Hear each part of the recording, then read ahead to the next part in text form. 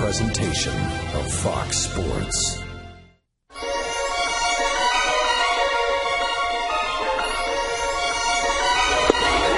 Struck him out, inside corner. He's an out away.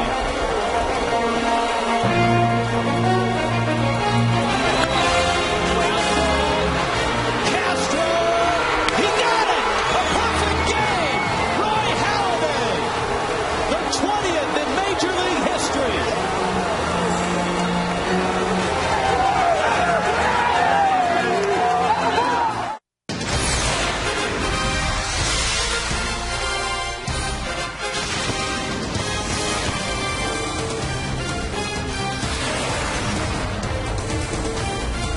South Florida is still buzzing about what happened last night. The Marlins and the Phillies will finish this series. No way to match what happened last night. Roy Halladay, the 20th perfect game in baseball history on a Kids Sunday. Hi, everybody. Rich Waltz along with Tommy Hutton. It was our honor to be here last night. It was thrilling to watch. A lot of things have to go right for a perfect game, and they all did last night for the Phillies and Halladay. I think it all started, we talked about it, Rich, it all started, according to Roy Halladay, in the bullpen. When he started his work down there, he talked about how he was able to, early on, hit his spots. So that's where it began with him. He threw over 50% of his pitches in the lower portion of the strike zone. He had 7 3-2 counts, which is unbelievable for him. He usually doesn't get to 3 balls that often. He was painting. Yeah, he got a few calls, but you know what? When you're on your way to a perfect game, that happens. Oh, and by the way, it was his 5th complete game of the season. And the other thing that was kind of lost in everything, as you watch that final out, getting Ronnie Paulino, Josh Johnson went 7 innings and gave up 1 unearned run. 115 pitches for Halladay, a season high. His highest strikeout total in his career was 14. And look at that, 14 of 27 first pitch strikes. He had this to say when he was talking to some of the Philadelphia media today. They asked him about his reflection 12 hours later on his performance. He said, I'll think about it probably at the end of the season, but I have other things to strive for this year. That's the kind of competitor he is. It's amazing. In the first 100 years of Major League Baseball, there were 9 perfect games pitched. In the last month, last 20 days, there have been 2 with Dallas Braden in Oakland and, of course, Roy Halladay last night. And a guy that has seen a lot of history himself is on the mound tonight facing the Marlins. This afternoon, Jamie Moyer faces the Fish. It's been a matchup that at times has really baffled the Fish. Lately, though, the Marlins have hit him. You want to look at some of the numbers and say, some of the hitters are starting to catch up to Moyer. 13-5 in his career, but the bad numbers that one at the bottom. Here in this ballpark, he's 8-1 with a 1.66 ERA. Here's a guy who has 99 wins in his 40s. He only had 46 wins in his 20s. So he's gotten better and better, but a few of the Marlins hitters lately have started to catch up to him. Here's how rare a perfect game is. Moyer is 47. He's been in this game a long, long time. He had never seen one, and he saw it last night, so that's how special it is. Anibal Sanchez will go for the Fish. For Sanchez, he has been brilliant. He's won his last 3 starts. He goes against the Phillies. Marlins need a win right now. This has not been a good homestand. Perfect game aside, it's Sanchez and Moyer. It's the Fish and the Phils. In an afternoon of baseball, we will revisit and put a bow on the perfect game. We'll check in with Allison and Jeff Conine.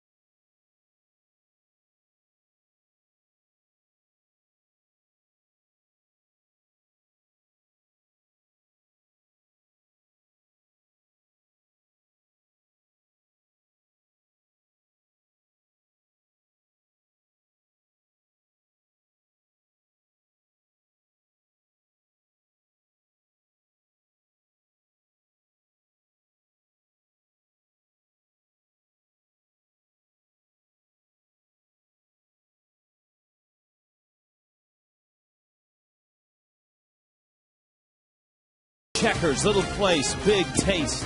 By Geico, 15 minutes could save you 15% or more on car insurance. Visit us at geico.com or call 1-800-947-AUTO. By Toyota, moving forward. And by the Florida Department of Transportation, drunk driving over the limit, under arrest.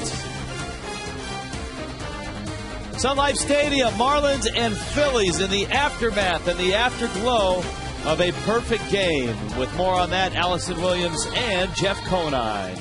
Thanks, Rich. You could certainly feel the excitement in the stadium last night, Niner. I know some of the fans I was sitting by started counting it down. 3 more innings, 2 more innings, 6 more outs. And as Roy Halladay got closer and closer to that perfect game, you could feel the excitement building. Well, I think even though it wasn't an opponent's stadium, even the Marlins fans, I know myself included, just being a baseball fan, you're witnessing history. And I think everybody here was pulling for him to get it, even though the Marlins were losing 1-0. So when you realize the scope of what happened last night at your home ballpark, it was a pretty cool thing to be a part of. And, you know, when you think about it, I still get a little chill watching that last out. Yeah, you hate to see it come at the Marlins' expense. I know I had nerves just watching it. We got a chance to talk to Halladay last night about when he realized perfection was within his grasp. I think you're always aware from the first inning on, but I don't think you're ever really thinking about, you know, throwing a no-hitter until, you know, probably the 8th or 9th. I think once you get there, you know, you realize you're close, but you still don't, you know, it's you're still a long ways from it. I think once I got 2 outs in that 9th inning, I felt like I got a chance to make some pitches and get it.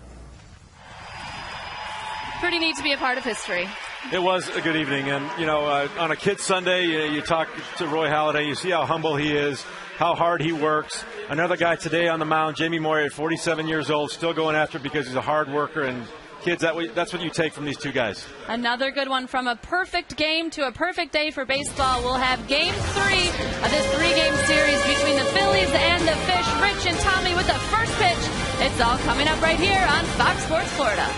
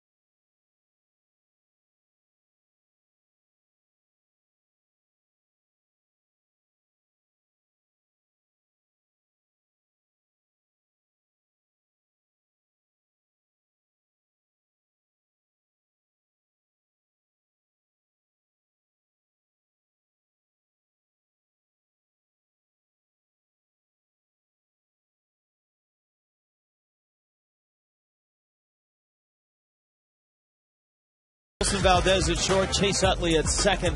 Brian Howard is heating up. Jason Worth has had a terrific season. Ben Francisco gives Raul Ibanez a day off. Juan Castro made a bunch of big plays last night at third base in the perfect game. Brian Schneider behind the plate. Carlos Ruiz gets the afternoon off, and that guy Moyer is in the 9 spot. Well, and that guy Anibal Sanchez is on the mound for the Marlins. He lost 8-6, an 8-6 ball game in Philadelphia to Roy Halladay back in April. Gave up 8 hits and 5 runs in the 6 innings. Anibal did pitch very well against the Phillies last year, though. He was 2-0 with an .060 earned run average against Philadelphia. So the last 3 times he's gone out there, he has a 3-game win streak. The Marlins have outscored the opponents 18-7, so he's looking for some run support today. Yeah, and he's allowed just 4 runs in those 3 starts himself. Here's the Marlins defensively. Well, it's a bright sunny afternoon with Coghlan, Ross, and Carroll. Brett Carroll getting the start in right field. Wes Helms starting at third base, and that moves Jorge Cantu over to first. And behind the plate, calling the pitches, is Ronnie Paulino. Shane Victorino meets Anibal Sanchez, and we are underway. Victorino takes a letter-high strike, and it's 0-1. Victorino and a lot of the big guns for the Phillies have not had big series. Victorino is just 1 for 8. Pops it up. Helms fighting the sun. Makes the catch. Yeah, no matter how you shake it down, the Phillies have still just scored 7 runs in their last 7 games. And, of course, they came into this series having been shut out in 4 of 5. But when you're Roy Halladay and you're perfect like last night, 1 unearned run, 1 stinking unearned run is enough. And that's all it took last night for the Phillies to beat the Marlins. So it truly has been a Halladay weekend. That's right. And a memorable one at that. Fastball misses down low to Wilson Valdez. Placido Polanco still banged up with that fastball that hit him in the elbow the other night, so he is still out of the lineup. Jimmy Rollins, of course, on the disabled list, so that left side is not Polanco and Rollins. Rather, it's Castro and Valdez, and they've played well in the absence of those 2 guys. Well, certainly Castro at third base did what Charlie Manuel was hoping for, gave him some good defense. Sanchez with a 3-0 pitch coming. And he pours in a strike. Speaking of Charlie Manuel, you told me something interesting. Not only had Moyer never seen a perfect game, you said Charlie Manuel had never seen a perfect game. Well, that's something. I mean, and you talk to baseball people that have been in it for life and have seen so many games. That's why if you were here last night, save that ticket stub. Save that memory, because that is something to savor. I'm going to save that score sheet and perhaps get Roy Halladay to sign it when we go to Philadelphia. Time is called. 2 very classy things happened last night after the ball game. Here's the 3-2 coming from Sanchez. And it's a liner that Hanley makes a nice tumbling catch on. The 2 things that came out of last night, Tommy, that were very classy. Number 1, Jeffrey Loria, the owner of the Marlins, literally digging the pitching rubber out and giving it to Roy Halladay. This was the last out. Paulino, Castro, the spinning throw to first. That was classy move number 1, and Halladay was definitely moved. There's the look at it moments after the game. There's the Marlins owner and Halladay. And a new rubber has been placed in, and that's the one that Sanchez and Moyer will be towing. Here is Utley. The second classy thing was the quote by Chris Coghlan, because the writers asked Coghlan about the 2 borderline pitches that he was rung up on, and Coghlan said, I'm not even going to talk about the strike zone. I don't want to diminish the accomplishment of Roy Halladay. Coming from a young player like that, that's really something, because both of the pitches that Coghlan took for strike 3s were well out of the fox traps, the strike zone. But as we talked about, when you're Halladay and you're going like that last night and you're on the corners, you start to get those borderline calls. Absolutely, and I think it just shows you the respect that Chris Coghlan has for the game, has for guys who've been around the game, and certainly for the pitcher and the game that Roy Halladay had last night.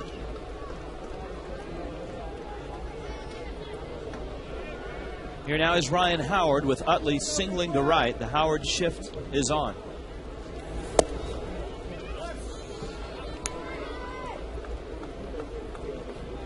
Ryan Howard, couple hits in this series. He's driven in a run. Has yet to have one of those real hot tears where he'll hit a dozen homers in 3 weeks' time. But it's something obviously that he's been able to do in his career with consistency. 45 home runs. He's averaged 45 home runs in 4 consecutive seasons. Here's a pitch and the audio. Listen to the second strikeout of Chris Coghlan last night.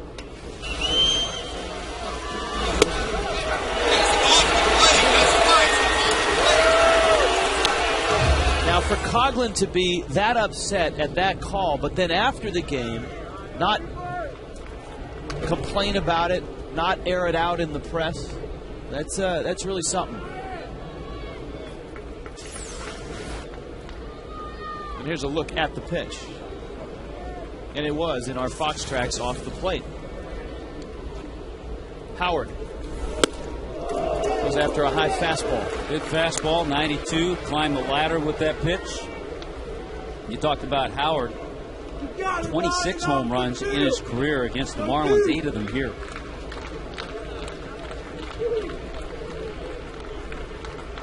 Sanchez leads it first.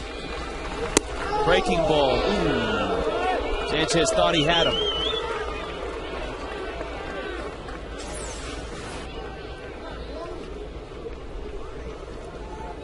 I'm guessing Fox Tracks will tell us it missed.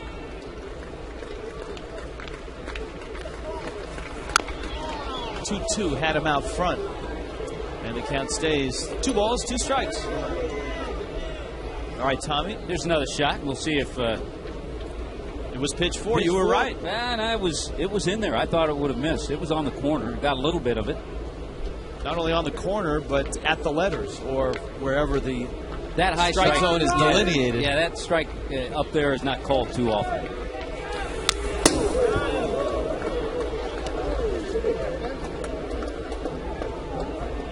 Two and two.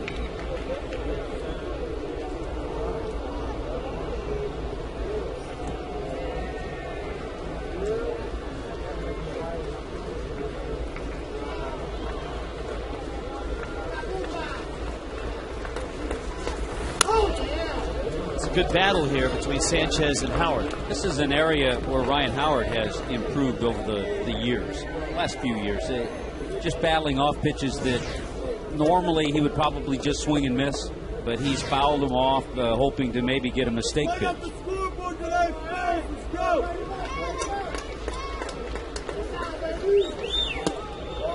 Came in with the fastball, and now it's 3-2. Jason Worth is on deck.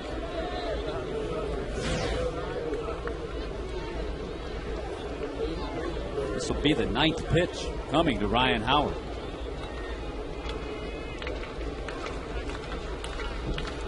Utley's on the move. And that missed as well.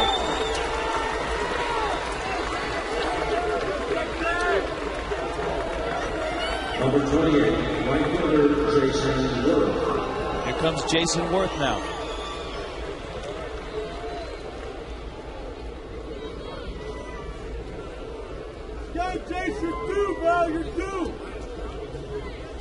Worth had the night off on Friday night, returned to the lineup last night, and went 0 for 4. Now Jason Worth right now 1 for his last 16.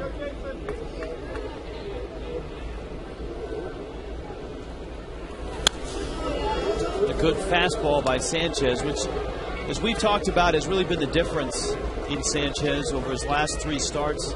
His aggression with the fastball, his ability to pound the strike zone with his fastball. I think he's really starting to feel comfortable with that concept because he's had success with it.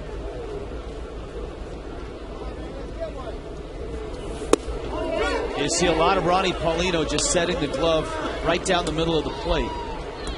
rather than, hey, shift over on the corner, shift over inside corner. Look at the numbers there for the month of May. 5 starts. You know, he's comfortable with it because he also feels strong and healthy, too, with that shoulder. Yeah, he's endured a lot physically. Remember when he was really young, he was early in his Boston Red Sox minor league career. He had Tommy John surgery back in 2002. Utley and Howard out on base. A fastball to Worth is popped foul and out of play. And after the terrific rookie season in 2006, labrum surgery in 2007. 2 stints on the disabled list last year.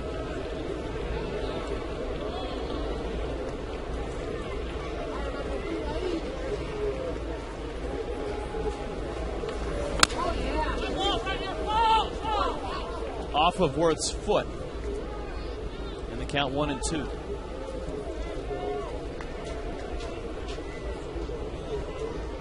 As Tommy noted, the Phillies haven't scored a lot of runs, and they certainly didn't last night. It was an unearned run. Josh Johnson has now gone 25 consecutive innings without giving up an earned run. Obviously, that fact lost in all of the perfect game numbers. But J.J. went 121 pitches, and it was the error by Cameron Maben in the 3rd inning that opened the door for the Phillies to score the 1 run of the game.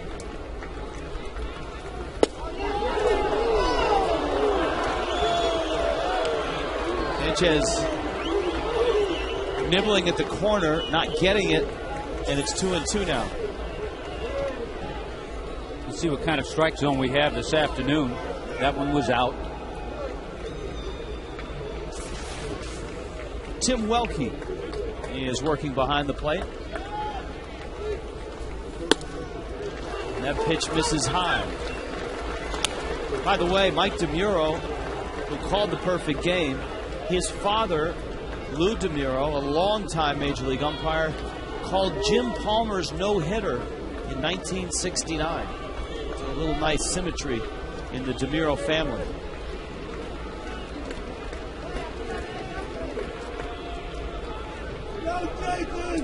Full count, runners will be moving. Sanchez has thrown a lot of pitches here. This will be number 27 in the inning.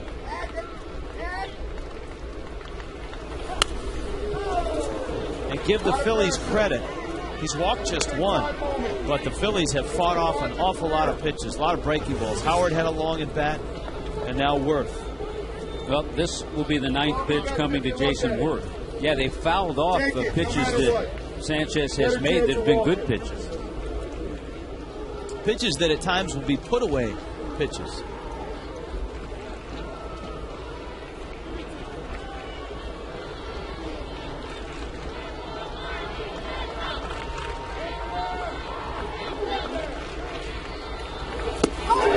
That is a put away pitch. Well, it took 28 pitches, but Anibal Sanchez gets through the first unscathed.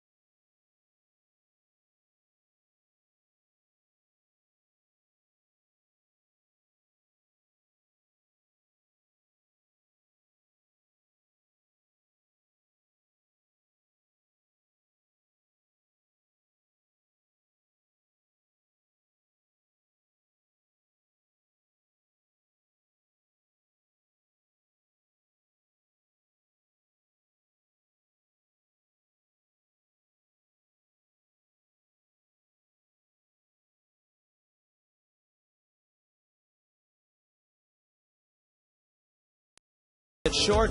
Cantu's over at first base. Ugla at second. Ronnie Paulino against Jamie Moyer has done quite well. There are some Marlins who have had success against him. Cody Ross in center, Brett Carroll in right. Sanchez hits ninth. Well, we've talked about Moyer's record. You see his overall record against the league, and he's 13-5 against the Marlins. They've gotten to him a little bit at Citizens Bank, but 8-1 with a 1.66 ERA here in this ballpark.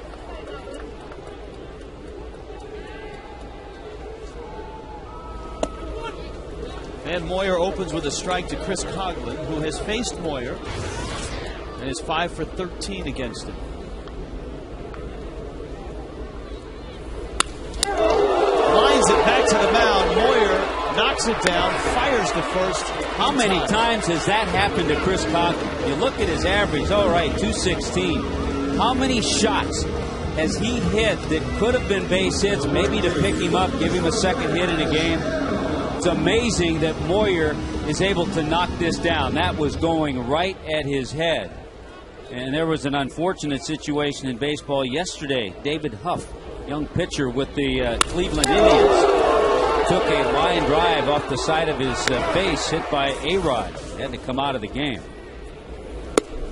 Here's Wes Helms now. Helms stands in at 293.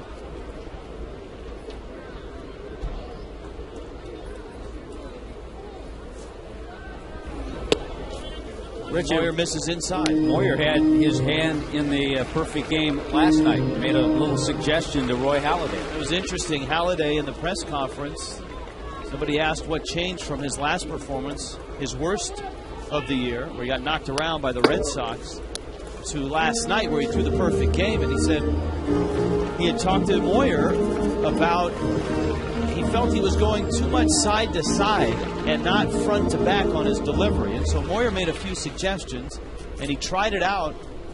Halladay did in his side session.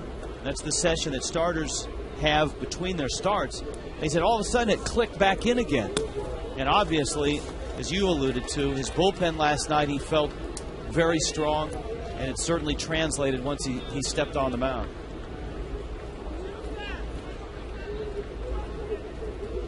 2-2 pitch coming.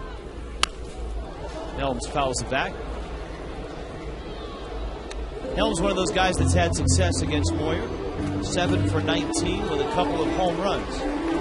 You know, if you watch Moyer, and he's a different type pitcher than Halladay, but he keeps himself squared up to the plate for the most part. Just a little step back, then turns. And with a good cut fastball, he strikes out Wes Helms. I think the breakthrough for the Marlins is just to get a runner on base as this game goes on. Here comes Hanley now.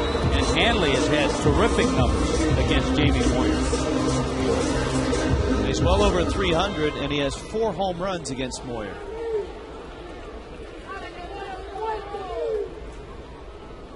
But 0 for 7 in this series. Hanley last night was called out on strikes twice against Halladay.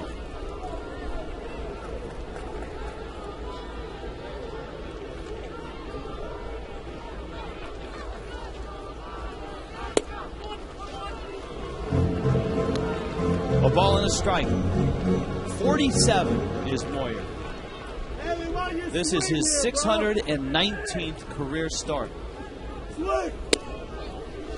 Yeah, we mentioned it earlier. In his 20s, when he was just a young pitcher, he won 46 games. He's won 99 games in his 40s. You saw those career numbers with the 263 wins. His next win will move him up to 39. Actually, it'll move him up to 38 all time.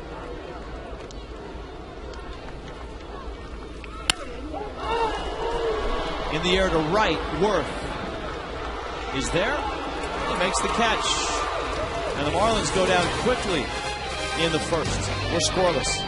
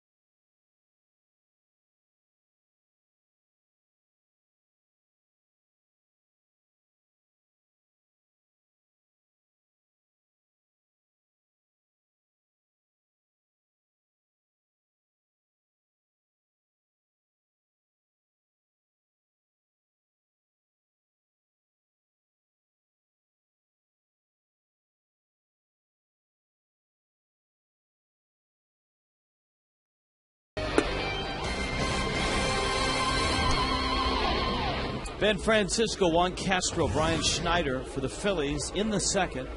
Anibal Sanchez, little check swing. Already at 30 pitches now is Sanchez. It took Moyer 13 pitches to get through the first. Well, when you get older, you know how to conserve energy a little better. Francisco takes a breaking ball outside. Francisco came to the Phillies in the Cliff Lee trade. Remember, the Phillies ended last year with Cliff Lee, and they started this year with Roy Halladay. Ugla over, and he makes the catch.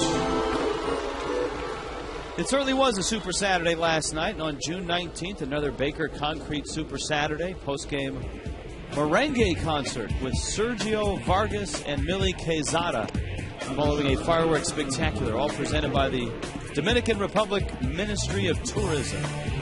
Marlins and Rays at 7:10. A merengue concert, Tom.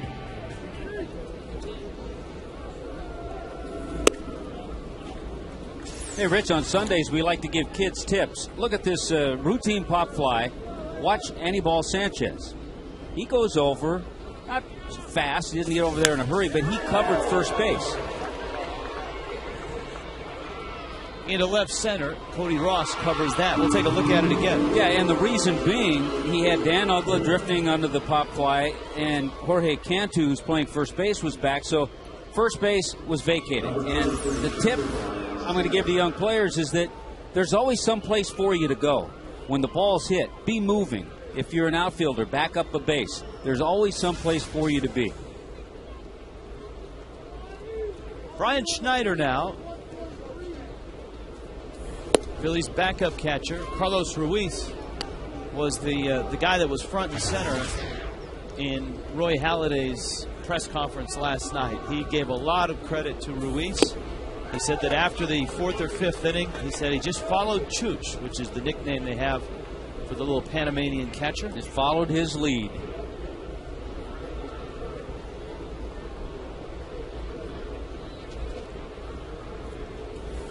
The guys who work quickly, and Halladay does, usually don't like to shake off catchers because that interrupts their rhythm. They want to just get it, get the sign, and go.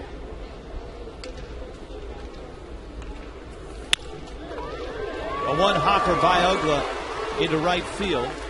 And Brian Schneider has a base hit. It's going to bring Moyer to the plate. Schneider has missed a lot of playing time this year with an Achilles injury, so hasn't had many starts behind the plate.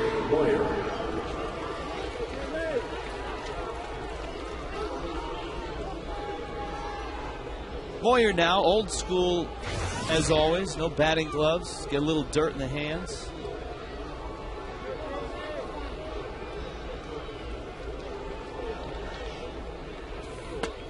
Spent most of his career in the American League. Seattle, Boston, Baltimore. But came up with the Cubs.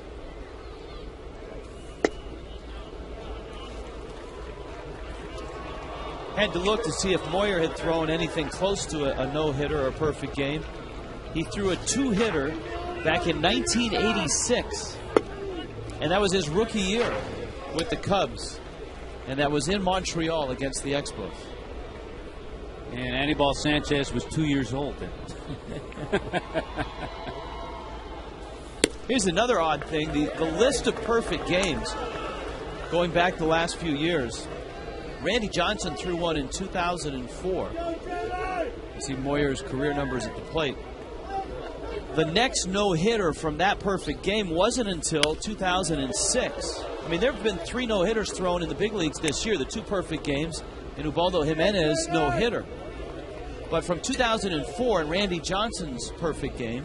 And Freddie was there for that. He was coaching third base for the Braves. It wasn't until Sanchez threw a no-hitter, that strike 3 called. Remember, Anibal's in September of 06. That was the first no-hitter since the big units perfecto. We're scoreless.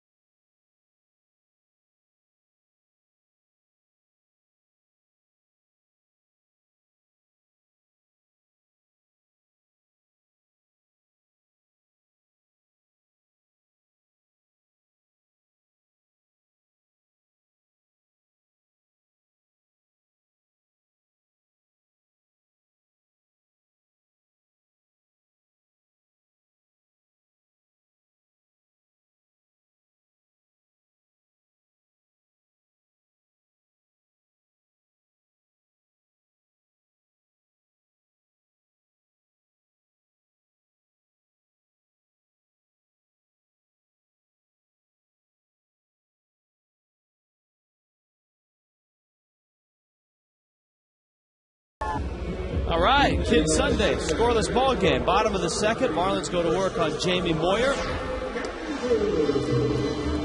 The Phillies have won the first 2 games of this series, and by doing that, they've held tight to first place. Atlanta continues to play well. Atlanta's won 4 in a row. Phillies' lead is a game and a half. The Nationals are 4 back. The Mets are 4 back. Both those teams had an even 500, and the Marlins have fallen back, as you see, 2 games under, 5 back. It's a good day to be out there in the cool tubs. Another nice game for the youngster Jason Hayward last night. The Braves beating Pittsburgh 6-3. Hayward had a home run and a double. It's amazing how you get locked into a game, as we did last night. And obviously, when you've got a perfect game going, the whole world stops spinning. But then to get home last night and read about the other games in baseball, and this morning peruse the box scores, some wacky stuff happened yesterday in baseball, and none stranger than Kendry Morales of the Angels hitting a walk-off grand slam against Seattle. Now, that wasn't the weird part. The weird part was he broke his leg when he jumped into the waiting arms of his teammates at home plate. Into the scrum. But he actually broke the leg as he landed on the plate. And then the scrum ensued. Teammates were jumping around him, but at the time he was writhing in pain because he'd broken his leg. 2-2 to Cantu. Yeah, there were some big offensive nights. A guy that we're going to see a couple of nights ago hit a walk-off home run for Milwaukee. Corey Hart, he had 2 home runs last night for the Brewers, so he's starting to heat up. Grand slam and a 2-run homer in an 8-6 win over the Mets. And Brewers are here. Remember, that's tomorrow afternoon the series starts. Cantu pulls it foul. How about Buster Posey, the Florida State star, making his debut with the San Francisco Giants at first base? And he had 3 hits in the Giants' win over Arizona. Yeah, I think the Giants are going to try to get him at bats, play him at first, get him behind the plate a little bit. Cantu hits that ball to center. Victorino is back, and he makes the catch. You had a chance to talk to some of the Phillies about the perfect game last night, in particular, Victorino. Yeah, I was talking to Victorino in the clubhouse, and I said, at what point, and this actually surprised me, his answer. I said, at what point did you really start to think about things? And he said, I didn't start getting nervous until there were 2 out in the 9th inning. He said, that's when it really hit me, and I started to get nervous. Well, that's amazing to me, simply because the first out of the 9th inning was the ball that Mike Lamb hit, one of the best balls the Marlins hit all night, and that sent Victorino back to the warning track in center. Yeah, he had to go a long way back to some ballparks that might be out. Here's Ugla. Ugla versus Moyer used to be a monumental mismatch. I think Dan was something like 1 for his first 19 against Moyer. As it stands now, he's 9 for 44, and he has homered against him. And he drives that ball to left, and it's off the glove of Francisco. Ugla around first, and he's into second base. Francisco had trouble with that from the start.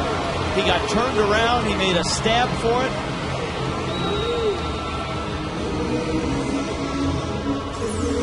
Boy, this ball was rocketed out to Ben Francisco, battling the elements, battling the ball. He got turned around.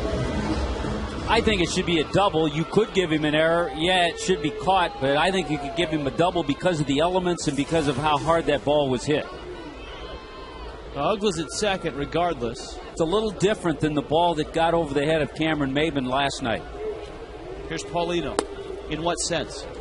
More of a knuckleball effect. It has hook to it because it's to left field. It's not straight away, and it has been a base hit. And there was no sun last night to battle either.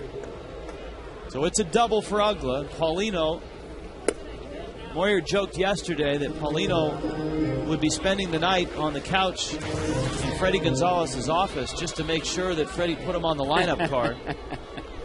Because he's 9 for 21 with a home run against Moyer. let's see how he works him, because this is what Ronnie told me. He said Moyer changes all the time, will adjust. More in Philadelphia, cutters in. He said in this ballpark, more soft stuff away. So we'll see what happens here. A little more room here, so he can get away with that. Yeah, he's got a much bigger center fielder to get, or center field to get the outs. Of course, sometimes his fastball could be considered soft stuff.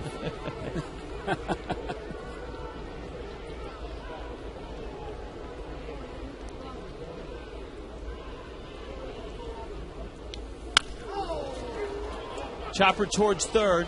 Well, we saw a lot of that last night. Castro going to his left, and of course he had the signature play to finish the perfect game. And he captures that Paulino ground ball, almost the same spot Paulino hit the last out of the game last night. You know, we had to wait a while for that decision on hit or error, and hey, the Marlins got their base hit and a base runner after having the perfect game tossed last night. That's a start. Our Geico quote of the night, Cody Ross on being a 1 for 10 lifetime versus Halladay. Look who's pitching. It's Roy Halladay, the best pitcher in baseball. That's not embarrassing.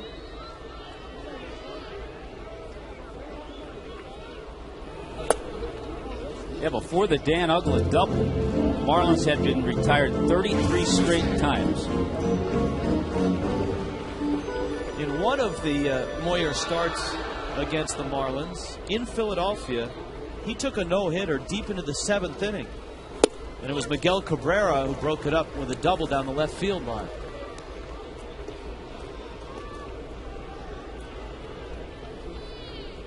Those are the last 3 outings. The Marlins didn't exactly knock him around in the first 2, but on April 17th they did get 5 runs off him. A lot of that damage was in the early innings, too. They got 5 runs in the first inning. Yeah. Ronnie Paulino hit a 3-run homer. The trick there, though, for the Marlins and for Moyer, the Marlins got just 1 hit against Moyer from that point on, and the Phillies almost climbed back into that game.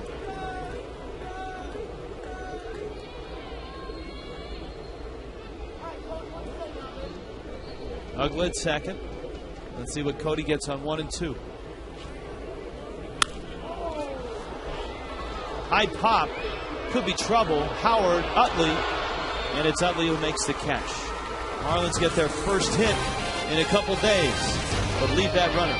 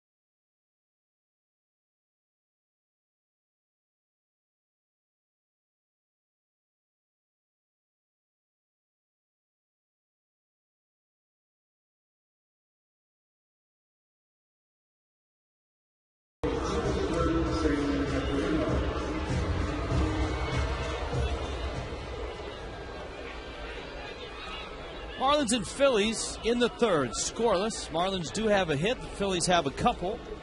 Anibal Sanchez has thrown 44 pitches in 2 innings.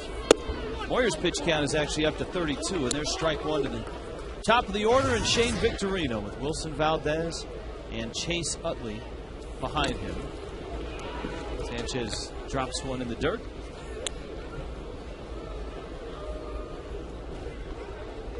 The Phillies, the first time through, have a couple hits. Utley and Schneider. And add Victorino to that list. Let's see if Carroll can cut it off. He does. Victorino's headed for second.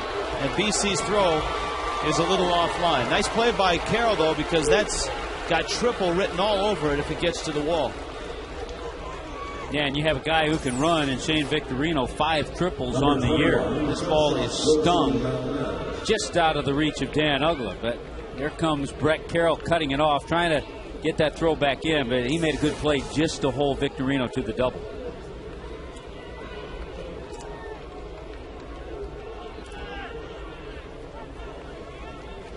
So a double. Here's Valdez. He tries to push a ball to the right side to count as 0-1.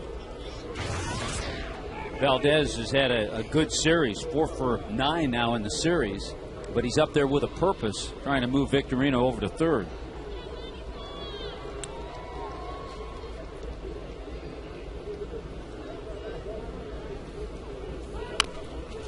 Drops down the bunt, and it rolls foul. Of all the numbers and notes from the perfect game, Tommy, what was the one that threw you for a loop, or the one that really made you say, wow? I think the one where there have been 6 1-0 perfect games. And this is one of those. That's one of them. And in those 6 1-0 perfect games, we were told those runs were all unearned. The one run was all unearned in all 6 of those. That's strike 3 call. Valdez doesn't like it. You can see the home plate umpire, Tim Welke, making the curveball motion with his hand and saying, hey, it came down in the strike zone. Yeah, what you saw, Harvey Haddix is one of the all-time great games in baseball history. He lost his perfect game in the 13th inning. He retired the first 36 hitters, had 8 strikeouts, and lost the game 1-0. So he had 12 perfect innings. Yes. Tim, look at the plate when you watch the ball. And he did not get credited for a perfect game. And Pedro Martinez had a similar game in 1995 where he went 9 perfect innings for Montreal and gave up a hit in the 10th inning. Montreal won the game 1-0.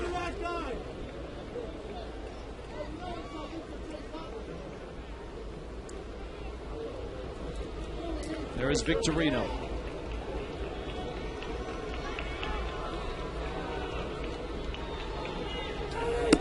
How about this note? The last perfect game pitched on a Saturday was the first perfect game ever thrown in 1880.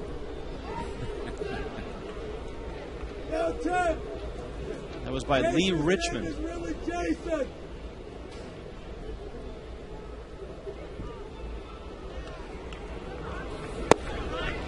There's a strike. There's some great perfect game notes, and one of them surrounds Marlins radio voice Dave Van Horn. Of the last 9 perfect games, 6 have been thrown by lefties. The 3 thrown by right-handers, Dave Van Horn has been a part of behind the mic. David Cohn, Dennis Martinez, and of course last night, Roy Halladay.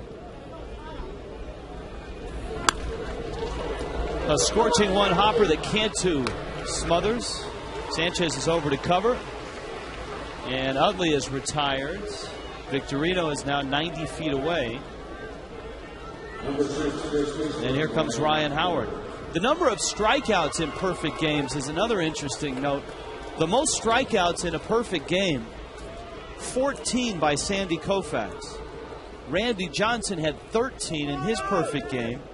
After that, David Wells, Lem Barker, Catfish Hunter, and now Roy Halladay had 11. So that ties for third the most strikeouts in a perfect game. Halladay's 11 last night. And you saw the Koufax perfect game. I was at that game at Dodger Stadium. Now, how did you end up at Dodger Stadium? Well, I grew up in Southern California. I signed with the Dodgers. I had played in the minor leagues that one year. It was my first year, 1965. I got home after the minor league season. There was still big league season going on. And living 15 minutes from Dodger Stadium, my dad and I decided to go to a game. And so we called the Dodgers and, had a little in there because I was with the organization and got tickets to the game. Sat behind home plate up in the second or third deck, I think, second or third level.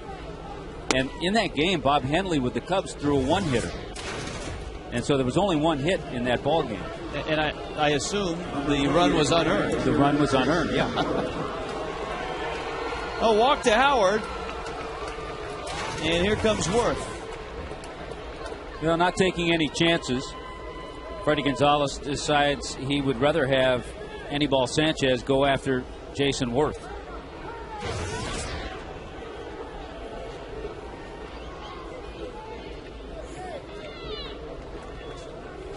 Worth struck out back in the first, but it was quite a battle for Sanchez. Yeah, 9 or 10 pitches. Worth fought off a bunch of two-strike breaking balls. Starts him with a fastball in the inside corner. 0-1.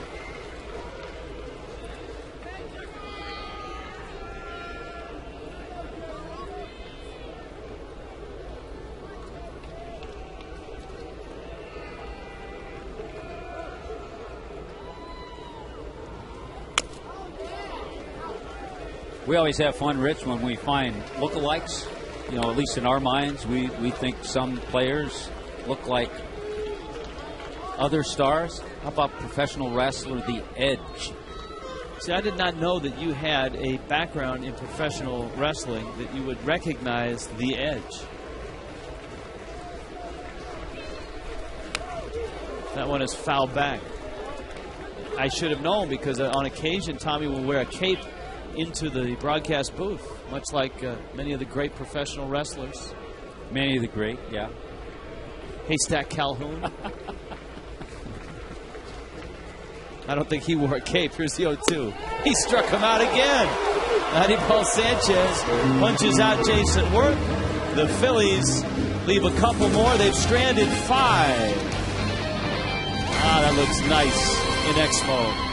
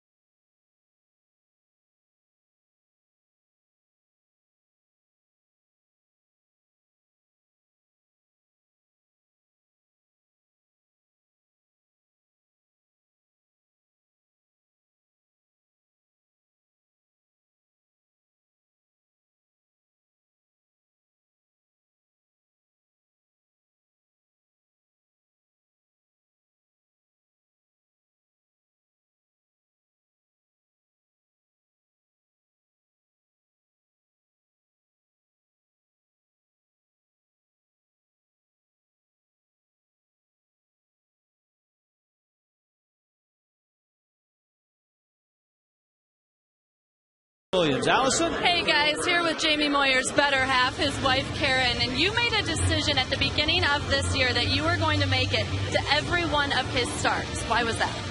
We went through a lot this offseason when Jamie was injured at the end of the season and then had a blood infection, and then we spent the entire week of Thanksgiving in the hospital together. I was always impressed with Jamie, but seeing him go through this and come back and make the rotation, and I just decided, you know what, babe, I'm just going to be there for you. And I don't know if anyone's ever done it, but I'm trying it. This is number 10.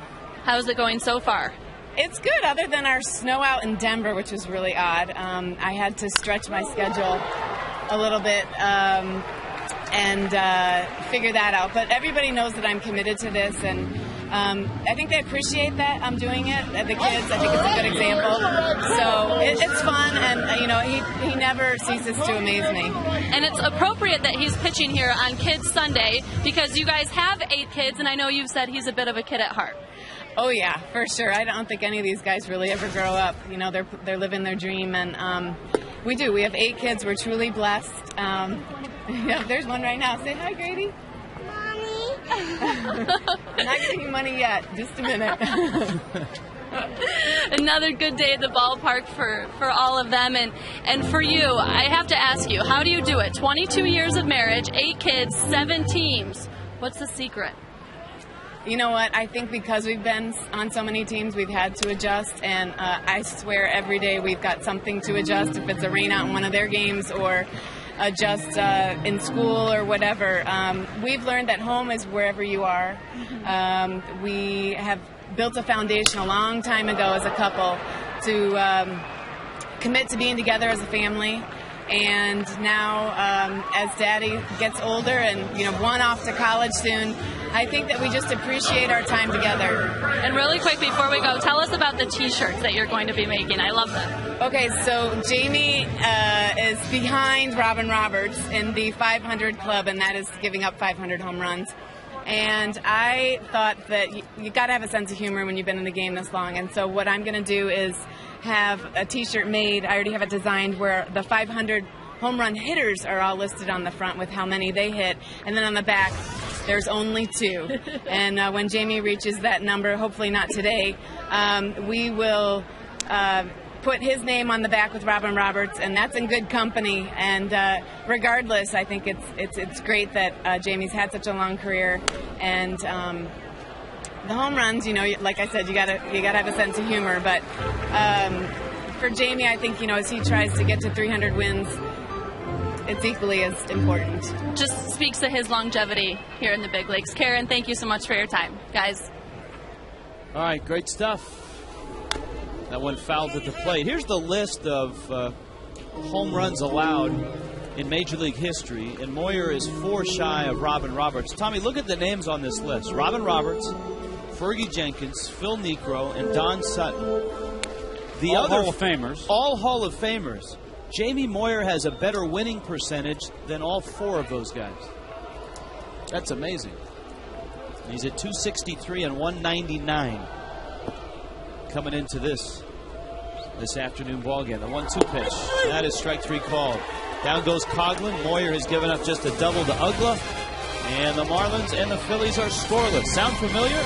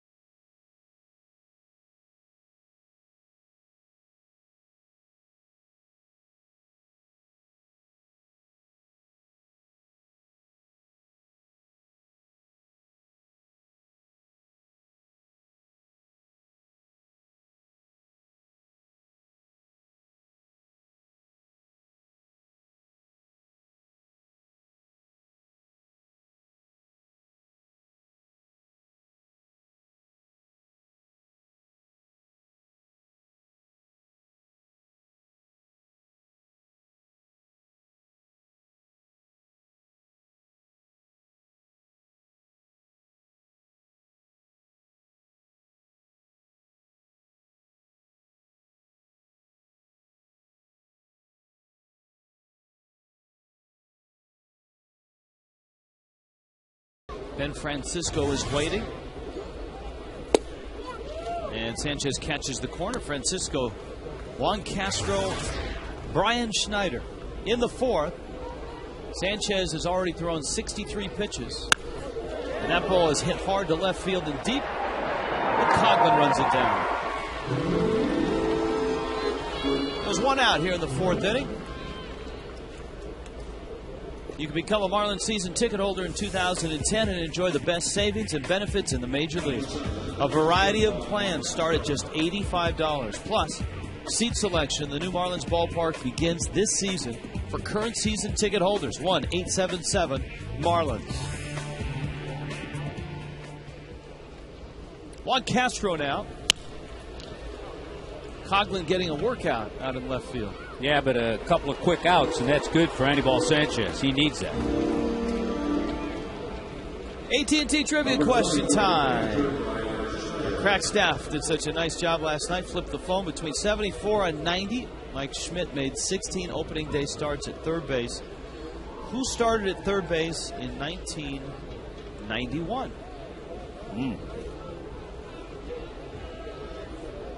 Have to dip back into my Phillies history. How about Dave Hollins? Hollins was there in 93. He was with that club. He was a Rule 5 draft pick from the San Diego Padres. And went on and had a very nice career. Here is Schneider. Dave Hollins was a lot like Miguel Olivo, one of the strongest men I've ever seen play the game. And in a Texas League brawl, I saw Dave Hollins just literally climb his way through about 8 Midland Angels to get to a pitcher who had hit him and then body slam the guy. Saw Dave Hollins around spring training. He's a Major League scout now. One hopper and a flip on over to first in time. That's an 8-pitch inning, and that was desperately needed by Anibal Sanchez.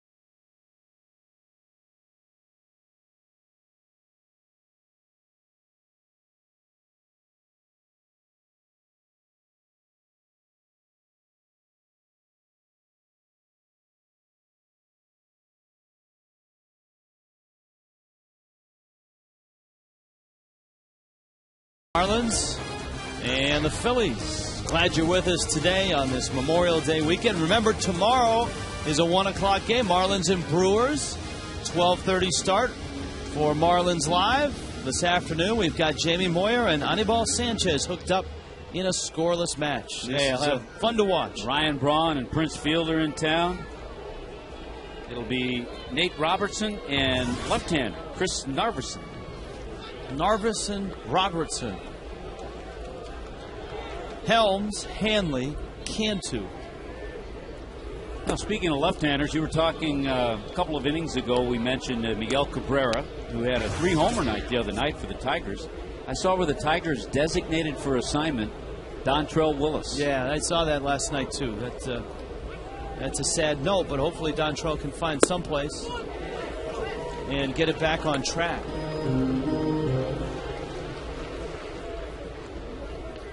Dontrell Willis, for 3 years, was in Detroit.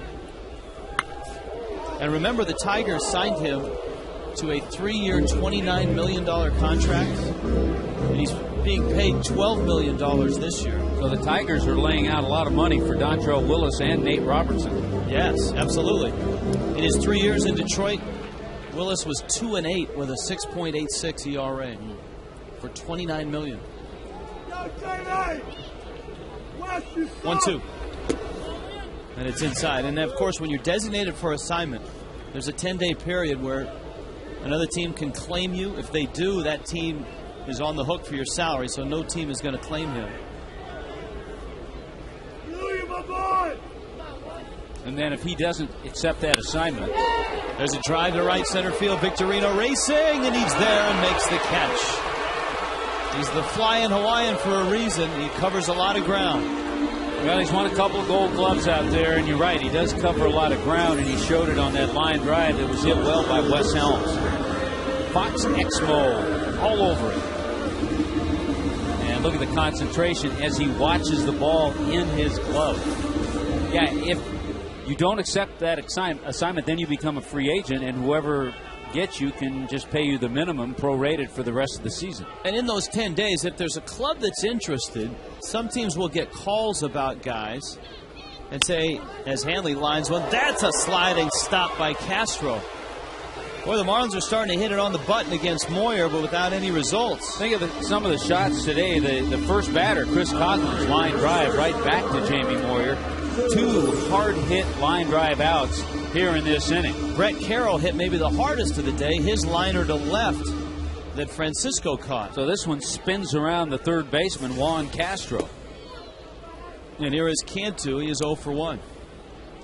Teams can call in that 10-day period and say, hey, I know you're going to designate him for assignment. What if you pay like 3/4 of his salary and we send you a player to be named later? So you can work out a deal that way. If you think somebody else might want to pick him up too. Yeah. It's kind of how the Marlins got Nate Robertson. Robertson, the Tigers are paying, what was it, $9.7 million of Robertson's $10 million contract with the Fish.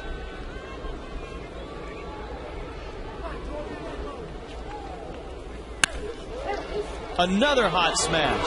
Valdez safe at first base. It pulls Howard off the bag. This will be an interesting scoring decision.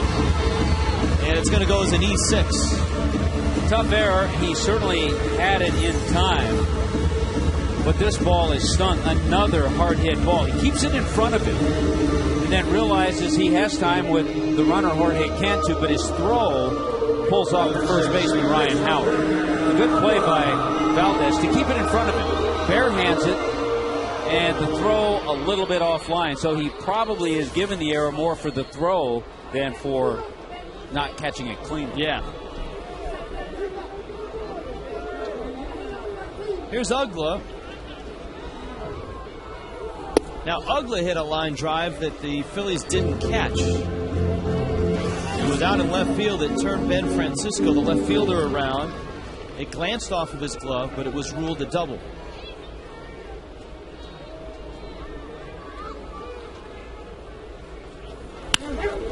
Ugla pulls it to third.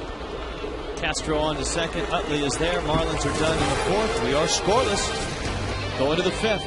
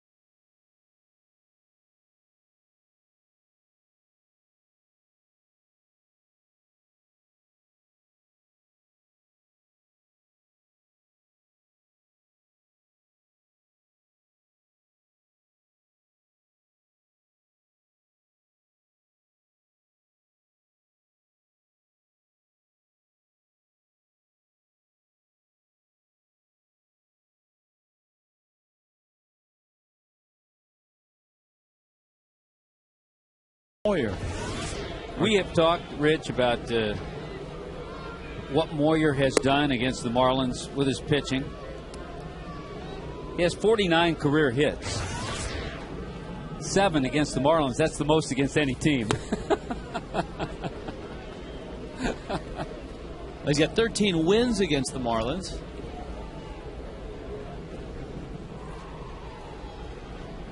Played his college ball outside, right around Philadelphia at St. Joe's. He grew up outside of Philadelphia, Sellersville, Pennsylvania.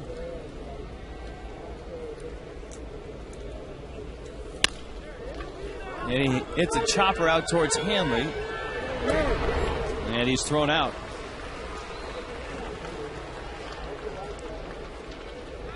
So there's one out. Up to the top of the order, Shane Victorino and Wilson Valdez. This has been an interesting day for Anibal Sanchez, Tommy. We've seen him in his last 3 starts be efficient, be aggressive. I think he's been aggressive with the Phillies. They have made him work. He's thrown 74 pitches. He's given up 3 hits. He's got 2 walks, but one of those was intentional. Well, thankfully, he had that nice 4th inning. 1-2-3 low pitch inning.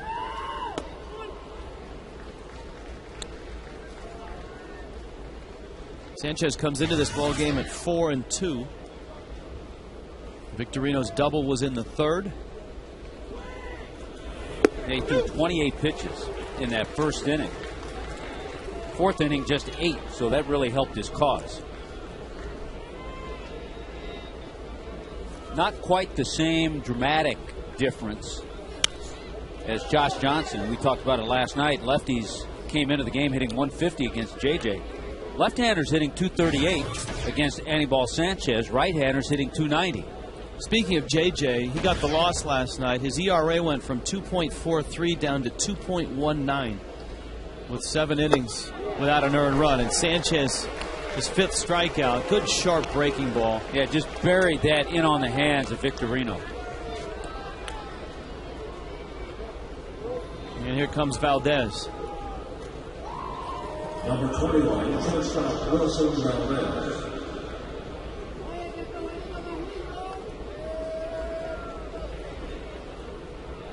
Valdez is 0 for 2. He's bounced out and struck out.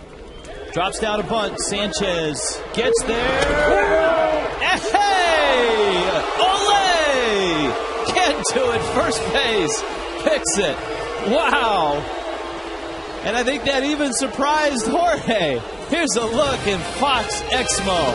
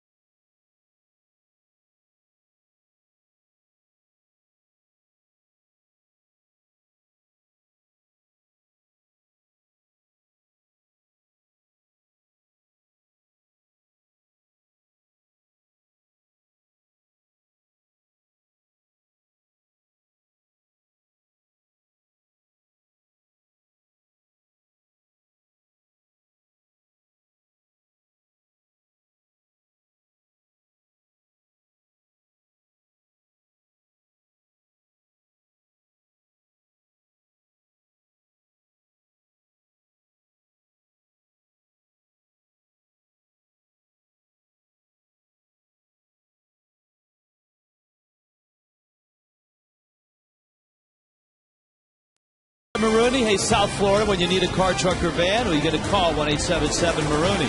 By Publix, where shopping is a pleasure. By Tobacco-Free Florida, escape the addiction of tobacco, be free. Visit FloridaQuitLime.com. By AT&T, find out what's possible with the nation's fastest 3G network, AT&T, rethink possible. And by South Florida Ford. Visit southfloridaford.com for great offers. Our Subway fifth inning, home with a $5 footlong. Play hard, eat fresh, scoreless game. Jamie Moyer against Ronnie Polino. We check in with Allison Williams. Well, guys, we had a super Saturday yesterday. Today, how about a super duper Sunday? Mark Super Duper, former Dolphins wide receiver, in here to take in a little baseball. And this is an appropriate game because you're a Marlins fan, but you are also watching a family member, correct? Yeah, most definitely. Francisco, he's a family member of mine, and he's a great player. He probably didn't remember me because he wasn't even born, but I'm really close with his mother and his father because he's from the same hometown where I'm from. Cousins, right? Cousins, yes. And what are you up to these days? Working a bit with the University of Miami wide receivers? Yes. Matter of fact, Leonard Hankerson, he did a great job last year. I was very proud of him. He caught the ball well. He led the team in yardage and catches. And it's just the thing is that he has the ability to do anything that he wants. And all he needs is a little fundamental workout. And he did a great job doing that by listening to me and doing the proper things while he's working out. Mark, you were a great wide receiver, but how do you do throwing the ball? Got to throw out the first pitch here today. I think I did pretty good. I'm not a baseball player. Matter of fact, when I was a kid, I used to catch because nobody else was crazy enough to get behind the plate. But I love baseball. I like the Marlins, and which I think this year with that new stadium that they're putting up, and I think I'm glad to be a part of it because having the new stadium right there at the Orange Bowl is a great thing because I have a lot of great memories playing in the Orange Bowl. Duper, thanks so much for your time. All right, thank you. Rich, Tommy? All right, thank you, Allison. That's great to see. Cody Ross is up. And the count's 0-2. Ross popped out back in the second. Jamie Moyer has given up just one hit through 4 1/3 innings. In the last 19 innings, the Marlins have not scored, and they've only had 4 hits. And one of those a double, the other 3 singles.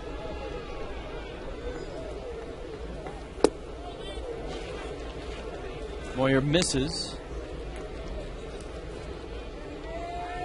Ross has a couple of home runs, a couple of the 501 that Moyer has given up in his career. So the Marlins have some guys who be on that T-shirt. That's right. However, Hanley Ramirez, Dan Uggla, Cody Ross. There's some interesting facts about the home runs that Moyer has given up. He has never given up a home run to a pitcher. Number one. He's given up one walk-off homer in his career, and that was to Alfonso Soriano. And just one of the home runs was an inside-the-park homer, Kevin Seitzer. Slow ground ball. How many times have we seen Castro go to his left, spin, and make the throw to first? Boy, a lot of range, quickness over third base, and he has made some nice plays the last couple of games. There's the spin, and Fox Exmo, he picks up the target, gets his grip on the ball, and that allows him to make a good throw over to first. AT&T trivia, speaking of spin, let's spin the phone. Who was the starter at third base in 91? Charlie Hayes.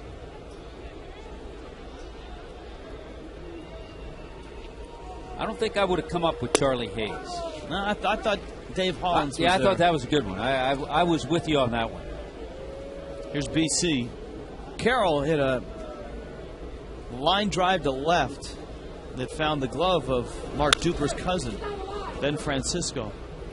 And that ball pulled foul. There's only one player in Major League history that has ever homered off of Moyer and also hit a home run to drive him in. And he's near and dear to our hearts. Tony Perez. Close. Andre Dawson. There you go. Andre Dawson. BC hit by the pitch. And you can hear Moyer upset. He's saying that he leaned into it. And BC has a tendency occasionally to do that. He leads the club, having been hit 7 times now. Now Charlie Manuel is out there. And you know what? He's got a beat. Yeah, the pitch is right at the target. Right where Brian Schneider had the mitt set is where the pitch was, and BC kind of leans. And it could be called. You don't see it called very often, but it could be called. Yeah, and let me just say this. You're not going to do that with somebody throwing 95 miles an hour either. No. Our leaders of the game brought to you by JM Lexus. At JM Lexus, price made us #1, 18 years running. Click jmlexus.com to find out how.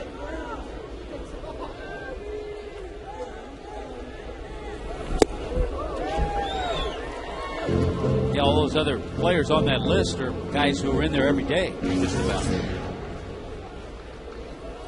The one thing it does is it turns the lineup over. So if Sanchez makes the last out, Coughlin will lead off the 6th inning. Sanchez hits a little flare down the right field line. That's going to fall for a base hit. Utley picks it up. Carroll to third. And now runners are at the corners, and that brings Coughlin to the plate. You never know what's going to happen if you make contact. And Anibal kind of bails and wails with that swing. Bails a little bit, wails with it, drops in the right spot with 2 men out. Brett Carroll, great jump, knows he can make it to third. Checks over his shoulder, takes a peek at his third base coach. So the hit batter and the lean in by Carroll has paid off for the Marlins. They've got runners at the corners. Here is Coughlin, who is 0 for 2. He hit a smash back to the mound in the first, and Moyer struck him out in the third. That is only the 2nd hit of the day for the Marlins. That flare by Sanchez. Yeah, Dan Uggla double and a Sanchez flare.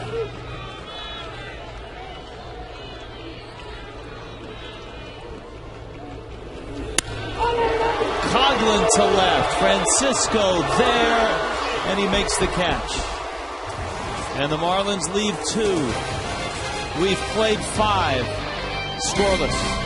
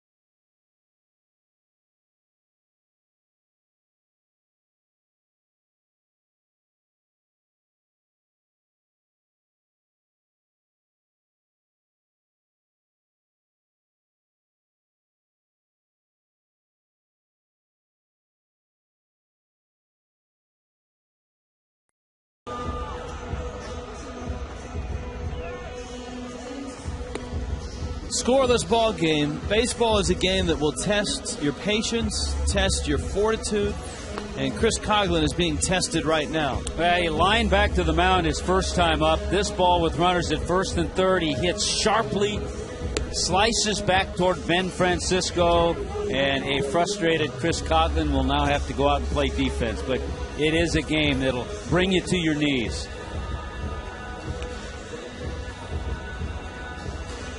Time now for the Keep Your Edge Spotlight, brought to you by Just for Men Mustache and Beard. For the Marlins, it's pretty easy in this one, and that's Anibal Sanchez, who has shut the Phillies out through his 5 innings. Yeah, he's had a couple of nice innings to bring that pitch count to a more normal number. He does have strikeouts, 5 of them. He's been aggressive, and he made a great defensive play and got help from Jorge Cantu on that bunt attempt. Keep your edge with Just for Men, mustache and beard. Here's Chase Utley. Now, the Phillies haven't scored in this game. They scored 1 run last night. Tommy, you were talking about the Marlins' inability to score, which has stretched, what, 20 innings now for the Fish? 20 innings. Well, the Phillies, if you go back in their last... All right, this is going to take a little adding here. A little squibber out towards Helms. Throw to first is in time. The Phillies, in game 1 of this series, got 3 runs. So that's 6 runs in 6 games. Last night they got 7 runs in 7 games. They've only scored 7 runs in their last 7 games and 5 innings. So it's not like they're lighting it up. Because they've been shut out 4 of 5 coming into the series. Yeah, they came into the series having been shut out 3 games in a row in New York. And then all of a sudden the Mets went on the road, and they've had struggles on the road, and they've lost a couple. The Ryan Howard shift is on. The Mets are 6-16 away from Citi Field, 19-9 at home.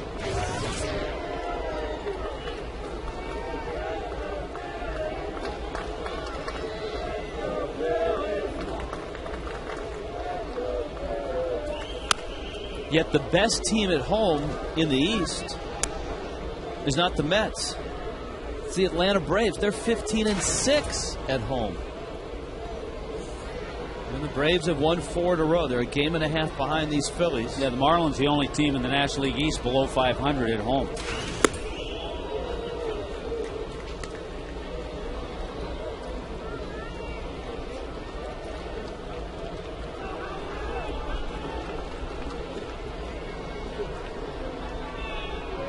One and 2 the count to Ryan Howard.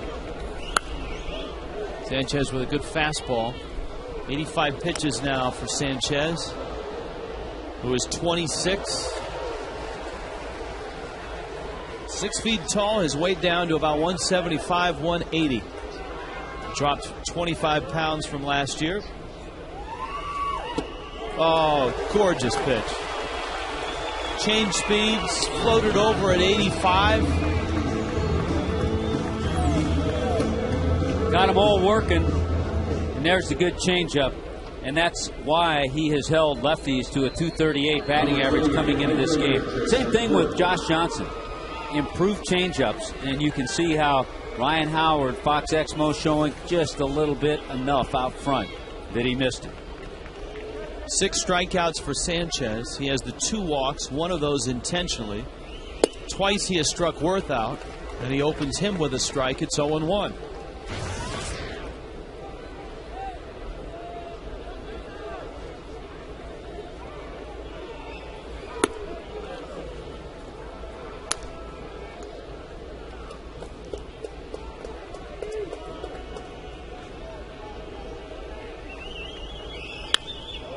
Worth hits a high fly ball into that left field corner. Coughlin is over, reaches, it's foul as Coughlin bangs into both walls and limps away from the corner. That's an amazing swing. Jason Worth with kind of a choppy half swing. Look at that. He kind of stops and shortens up the swing after he makes contact. Look at that. And the ball had home run distance, even with that swing. That was close. That's a couple feet away from being a home run. Well, a breakout year last year, 36 home runs, but struggles for Jason Worth now 0 for his last 17. Which is really odd because the first 7-8 weeks of the season for him have been outstanding. It's not until he hit mid-May that all of a sudden the brakes were applied. Yeah, he's hit his stride at a later age. He's gone another down, great pitch. Gone down swinging 3 times. 7 strikeouts for Anibal Sanchez. And he has thrown 6 shutout innings at the Phillies.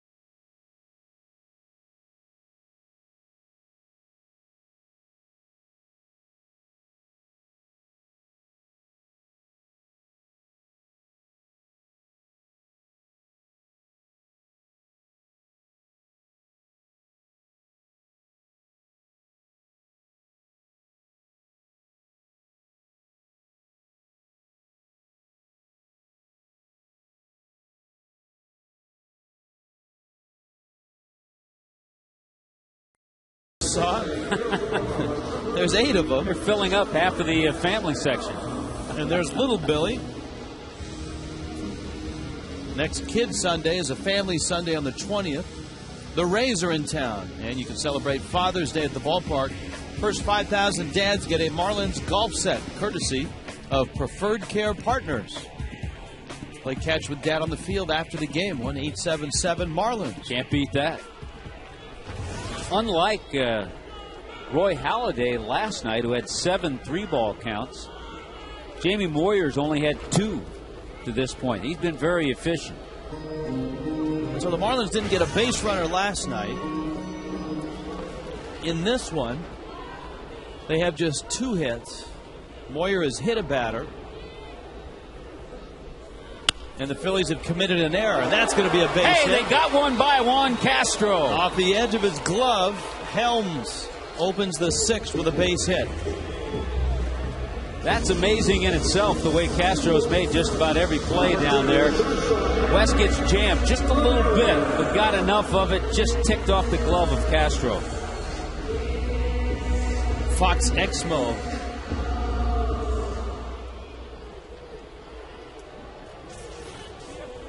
To show you how Anibal has gotten efficient, he threw 28 pitches in that first inning. He's thrown 28 the last 3 innings combined. Moyer is at 72 pitches. Sanchez at 91. Hanley swings at the first thing he sees and fouls it down the third baseline.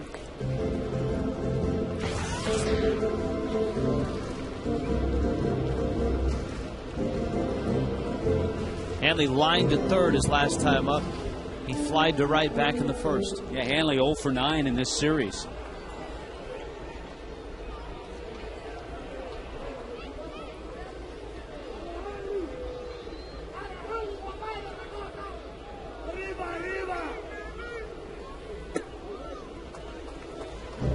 Moyer cuts it, and it ends up inside. The count's 1-1. Those are the career numbers. Frustrating thing for a manager is to see your starters give you good starts and your offense can't score, because you know there'll be times when your offense is going to put 6 or 7 up, and then the starting pitching and the bullpen doesn't perform. In the last 2 ball games, it hasn't been good starts, it's been great starts. JJ last night, 7 innings. Hensley and Leo Nunez were terrific.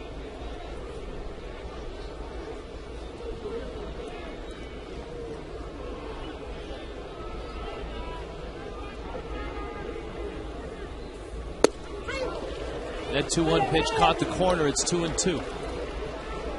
You can see when Moyer throws that cut fastball against a right-hander, it starts out of the middle of the plate and it ends up right in on the hands. And that's the pitch that turned his career around.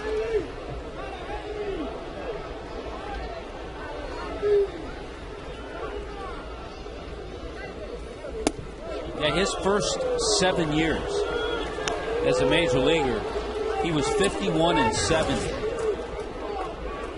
And there it is, his swiftest fastball, 82. But after starting 51-70, he's gone 212 and 129. Runner goes. And it's fouled at the plate. Well, you take a chance here if you're Freddie. You know you don't have a speedster in Wes Helms. You want to try to stay out of a double play. And you're taking a chance that Hanley's not going to strike out, that he's going to make contact and put the ball in play.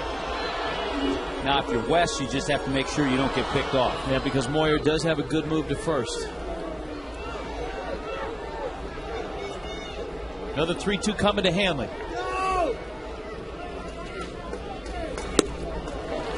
Missed. So Moyer kicked the dirt on the mound. Runners first and second. Time out for the Coors Light freeze can. What are we freezing? Oh, yeah, that. Right there. Look at the ball. Wow. And look at Moyer.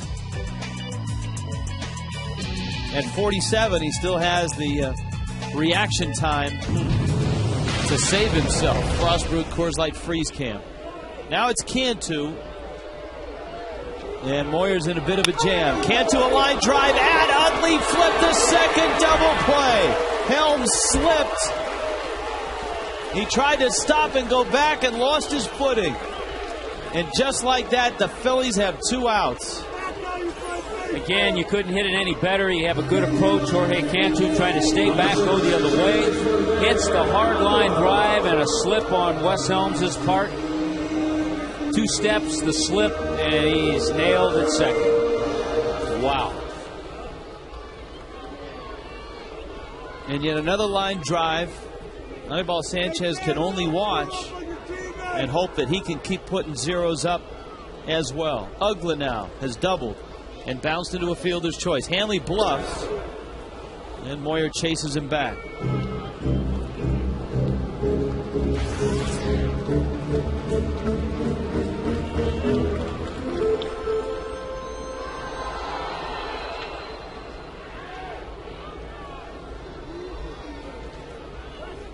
Again, Hanley draws a throw over.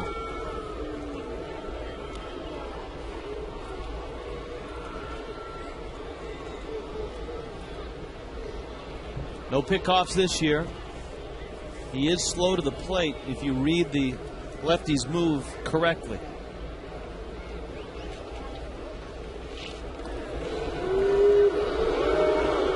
Hanley has 5 stolen bases this year. And certainly this is a time where you would love to see him pick up number 6.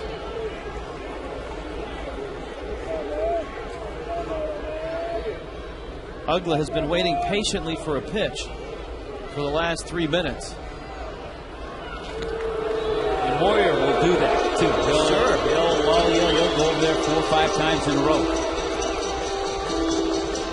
Of course, he became the oldest Major League pitcher to throw a shutout recently against the Atlanta Braves, a 2-hitter.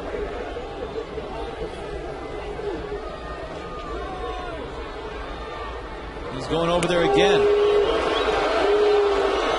He'll wear you down. You'll just get impatient with him and either stay there or get picked off.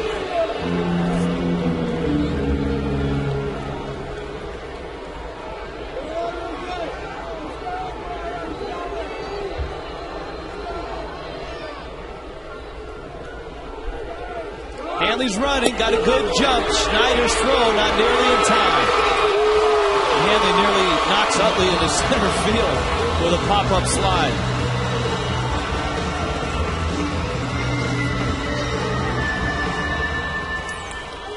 Well timed, pretty good jump by Hanley, and he beats the throw of Schneider.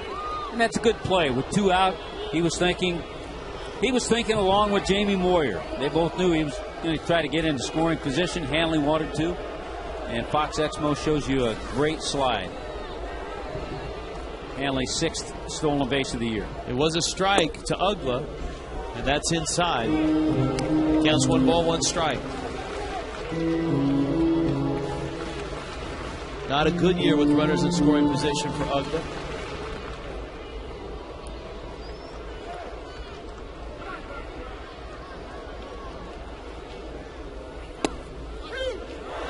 Late strike call. Boy, a delayed Tim call. Welke. Delayed call.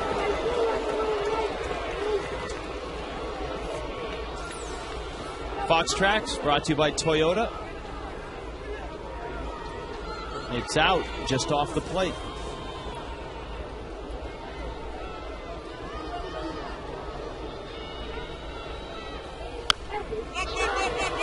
And so he comes right back in.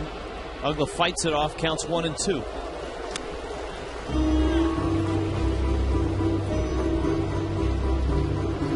That's a tough call, too, because it really changes the complexion of the at-bat. I mean, it goes from being a 2-1 pitch coming up as opposed to a 1-2 pitch.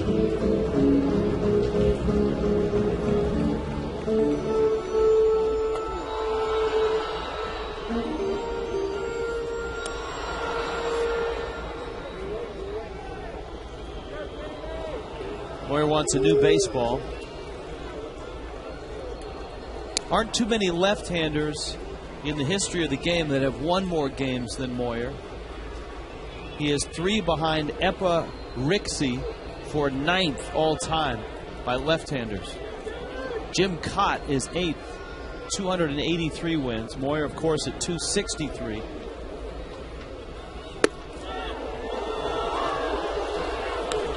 It's that same pitch that hit Brett Carroll.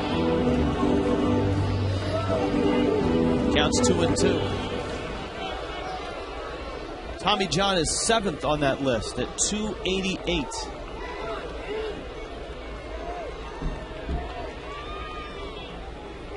See what Uggla gets. 2-2. Came in 3-2. Most of the time, and this is why he has his success, when he misses in as opposed to out over the plate. Because he knows if he misses out over the plate, he'll get hurt. Great speed with Hanley out at second.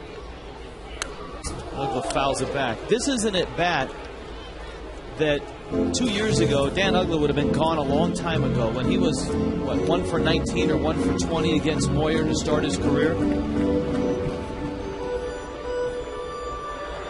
Just the fact that he has hung in there to make it 3-2, fought off that pitch, shows you how far he's come. One thing I think Uggla has going for him, Moyer knows that Ronnie Paulino has eaten him alive in his career.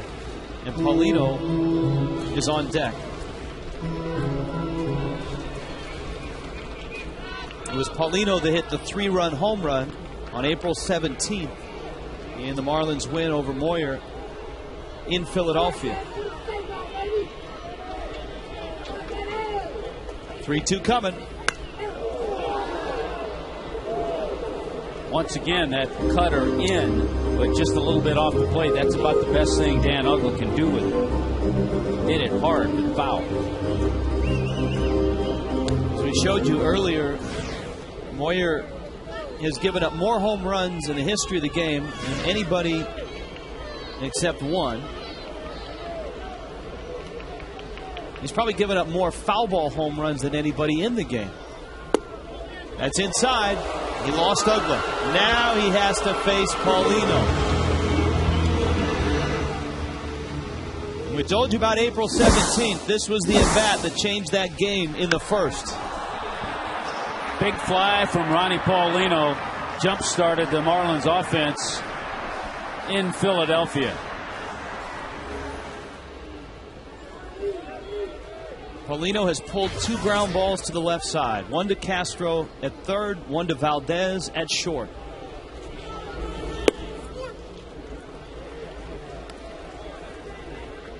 And that's the pattern that Paulino told you about in this ballpark. Moyer tends to keep it on the outside part against Ronnie. Not that he wouldn't see cutters, but he said he thought he'd see more stuff away. And so far, 2 pitches away there. David Herndon in the Phillies bullpen. Uggla and Hanley out on base. The Marlins desperate for a run. A perfect game thrown at him last night. Right now, Moyer's working on a 3-hit shutout. With 2 outs and runners in scoring position, both of these teams have struggled. Yeah, the Marlins going on their 21st inning, having not scored a run.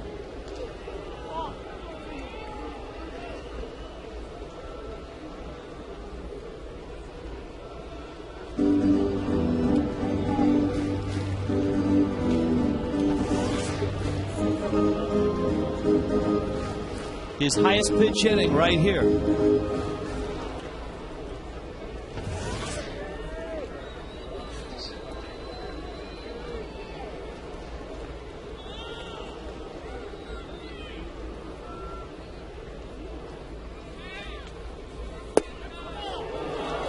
Picking at that corner.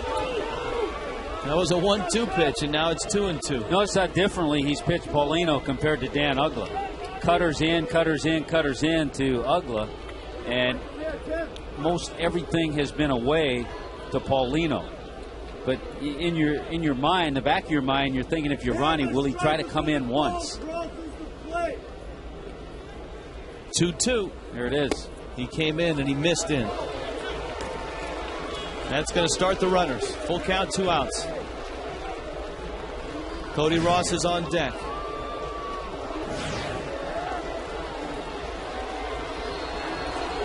Moyer ready. 3-2 coming. Ground ball right side, right field, base hit. Hanley scores. Uglin at third. And what did he do? He stayed away. Ronnie had a game plan. Moyer threw him away. He went with that pitch beautifully and drives in the first run for the Marlins in 21 innings. This is a good pitch. Perfect, right where Moyer wanted it. Look how Ronnie almost bailed, but kept the hands back, was able to poke it past the first baseman, Ryan Howard. Great execution on the part of Ronnie Paulino.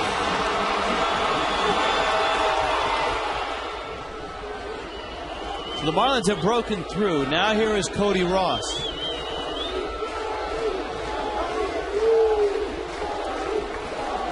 Popped out, bounced out.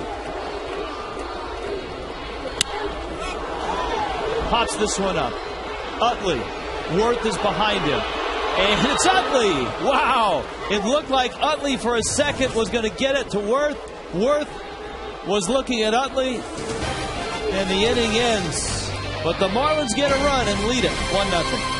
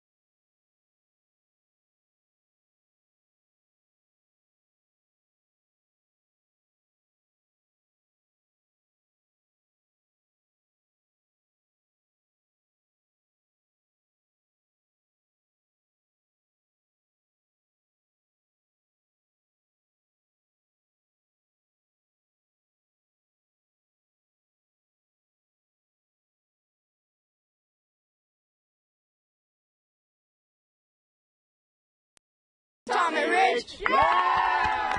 On a Kids Sunday, the kids have seen a good ball game, a 1-0 ball game. And as we get to the top of the 7th inning, Ronnie Paulino with a terrific at bat for the Fish. And he drives in a run. One of Tommy's tips. Tommy, you were all over this, AB. Well, it's a thinking man's at bat. He knew that he'd see stuff away. Everything away that at bat except one pitch. He didn't try to pull it. Didn't try to hit a home run on a pitch that you can't hit a home run on. He went the other way and got a base hit, drove in a huge run. Ben Francisco just walked away from home plate, yelling at Tim Welke, the home plate umpire. Not happy with that pitch call at all.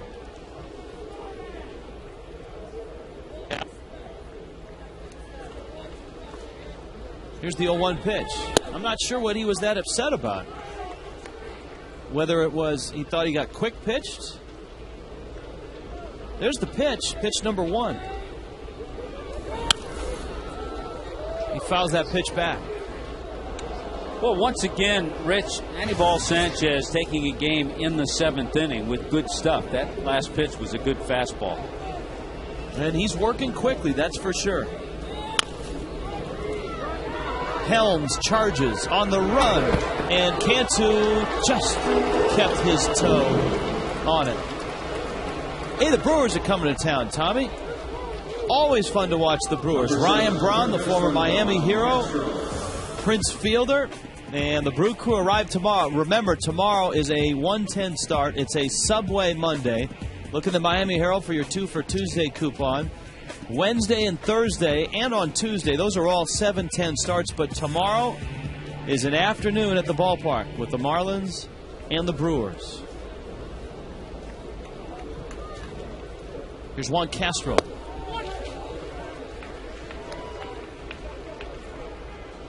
The Brew Crew hosting the Mets today. That's a 1-1 ball game in the second inning. Atlanta's on top of Pittsburgh right now, 2-0. Troy Gloss has homered. Can't believe the Reds haven't scored yet. They've been scoring at will.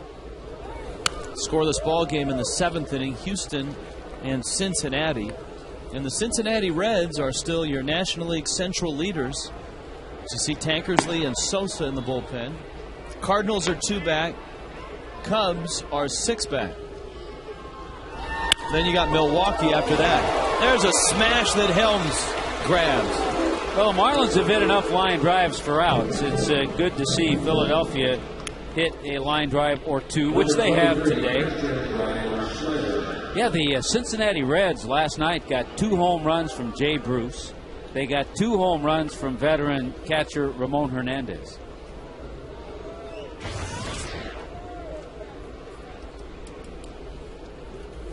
Schneider on 1 for 2 day. Sanchez misses outside. And it's 1-0. Marlins have a run on 4 hits. The Phillies no runs, 3 hits. Phillies have left 5. Marlins have left 6. Sanchez has struck out 7. He's walked 2. One of those was intentional. Davey Lopes watches that one pass him by.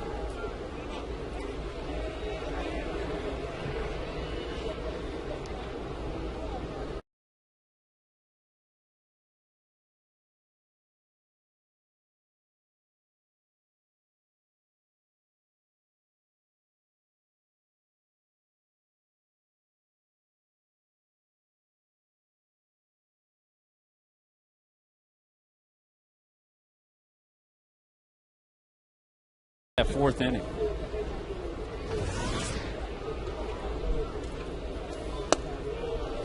Going inside. So Schneider is aboard. Here comes Dobbs now. We've chronicled his struggles this year.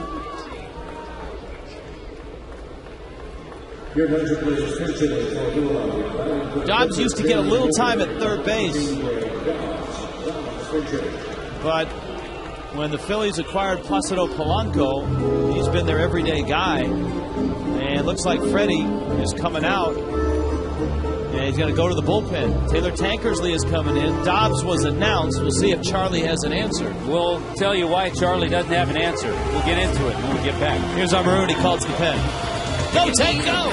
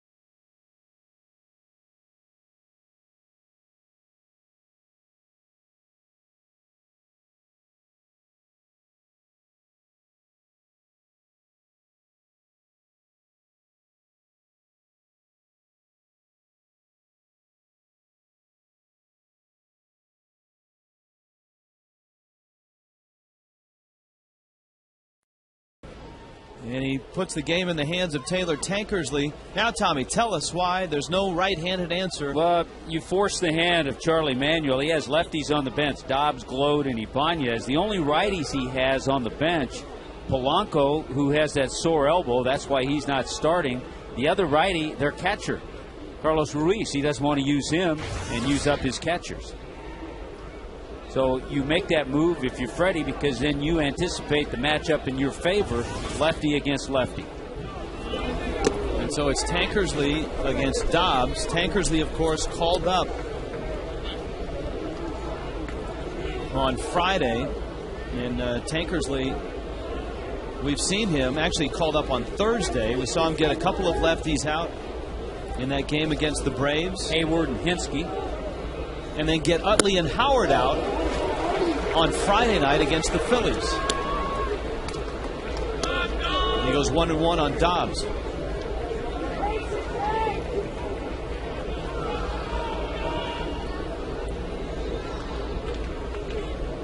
This is only the 4th at bat against the lefty for Dobbs this year.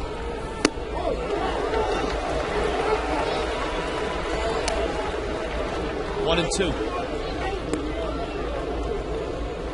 Greg Dobbs, an outstanding college player, a college roommate of Jason Bartlett of the Rays, University of Oklahoma. Yeah, he started his career at Long Beach State. It's two pretty good programs. Schneider's at first. Dobbs just gets a piece.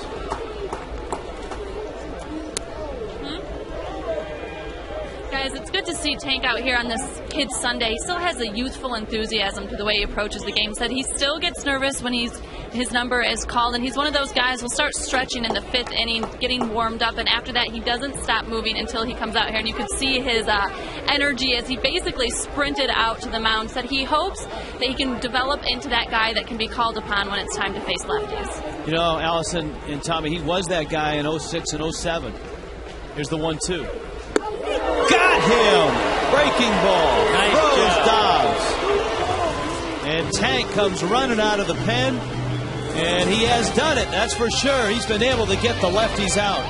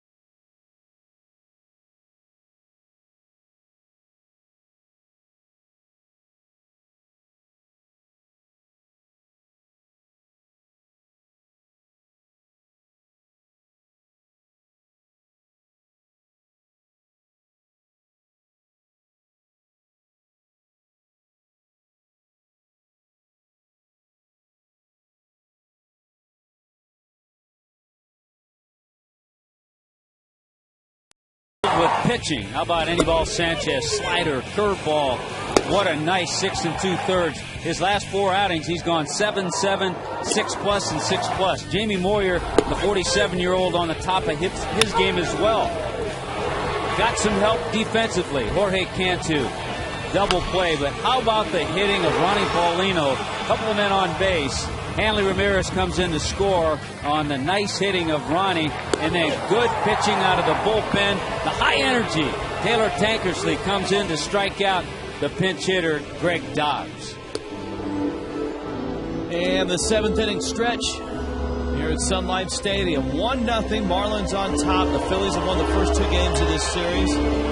Marlins trying to stop this slide, which has brought them 2 games under the 500 mark. And obviously it's turned over to the bullpens now. The Phillies' first out of the pen is David Herndon. The Marlins' first out of the pen was Taylor Tankersley. And what a different feeling it is, Tommy, when you're facing this Philadelphia team or other teams in this division. And all of a sudden you've got a left-hander like Tankersley. You can come in and get lefties out.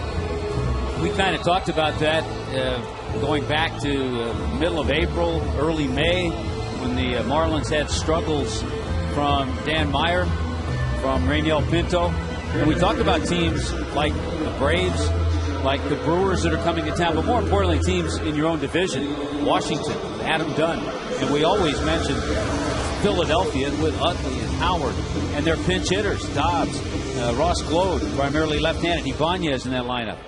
So we're seeing the importance and reaping the early benefits with the arrival of Taylor Tankersley.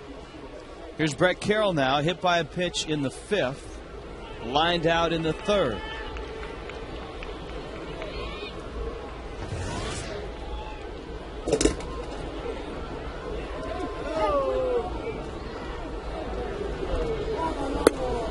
Herndon busts a fastball in, and it's 1-0. Carroll getting the start against the lefty Moyer.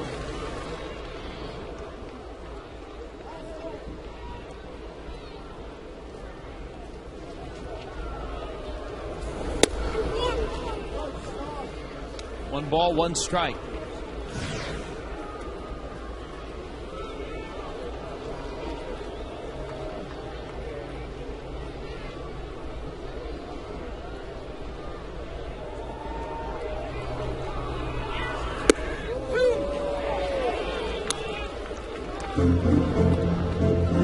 David Herndon, born in Panama City, Florida, resides in Southport, Florida,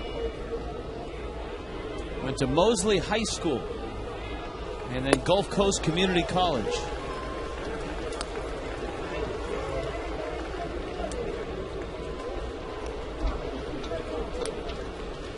This copyrighted telecast presented by the authority of the Marlins may not be reproduced or retransmitted in any form. Accounts and descriptions of this game may not be disseminated without the express written consent of the Marlins.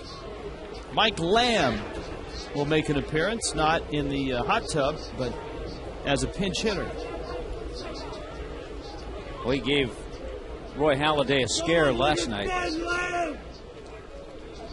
with that deep fly ball to center field that chased Victorino to the warning track.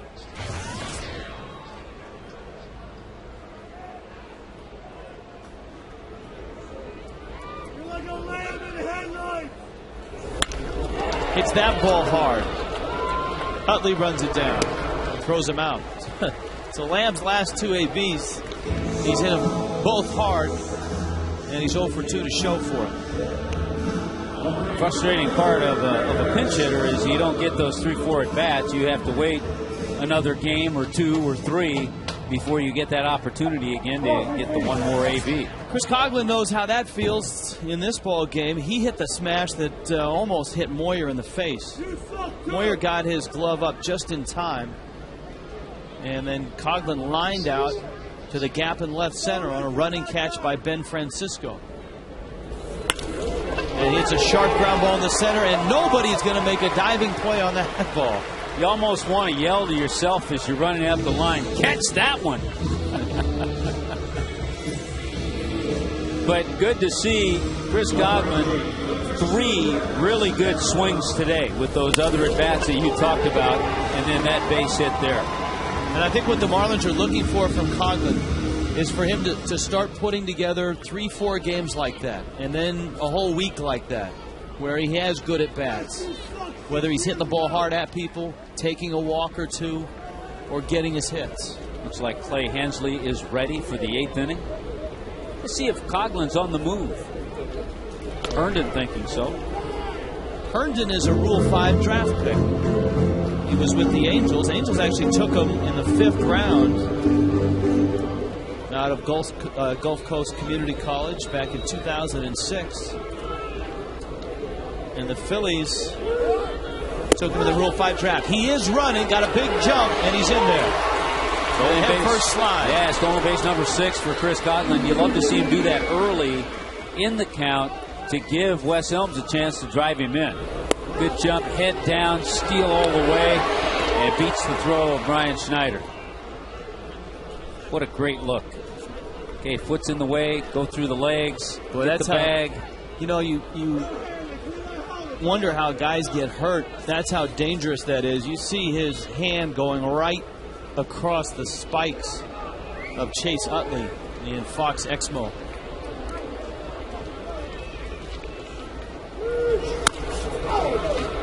Helms pulls that 1-0 pitch that counts 1-1. With the way both teams have not put up many runs, another run here would seem monumental to get a 2-run lead. Yeah, because whether it's Hensley or whether it's Nunez, the Marlins still have to make a pass through Victorino, Utley, Howard, Worth, with Ibanez waiting in the wings. Yeah, somehow you knew we'd see that group hit again. 1-2. And Charlie Manuel still has Ross Gload on the bench. Don't listen to him. Helms goes down. Herndon works a scoreless 7th. Clay Hensley enters for the 8th.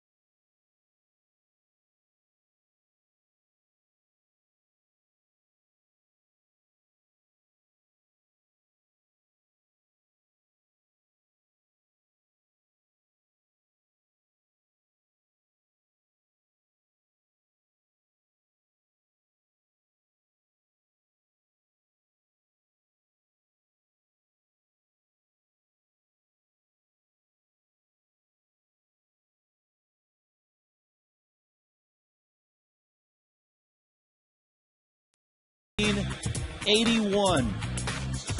And of course, Dallas Braden and Roy Halladay in the same month, 20 days apart. Mark Burley joins that group. 3 perfect games in the last 2 seasons.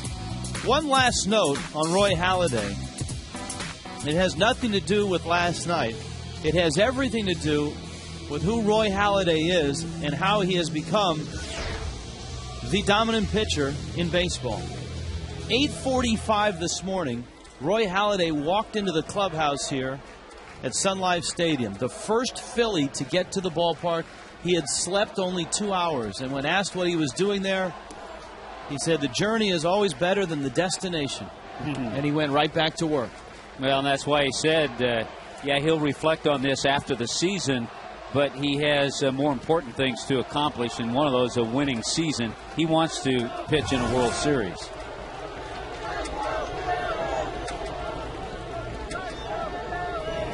I like the different notes. The no-hitter, the perfect game that Mike Witt pitched for the Angels back in 1984. The losing pitcher in that game, former Marlin Charlie Huff. He wasn't and hadn't been a Marlin at that point. Charlie pitching for Texas then. Clay Hensley now gets the top of the Phillies order, and Clay Hensley has been outstanding for the Fish.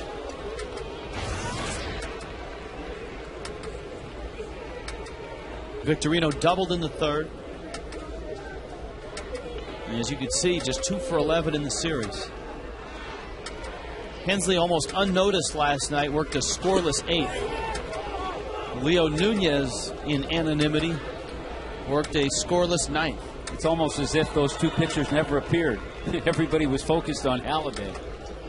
That was in relief of Josh Johnson. 7 innings, 7 hits.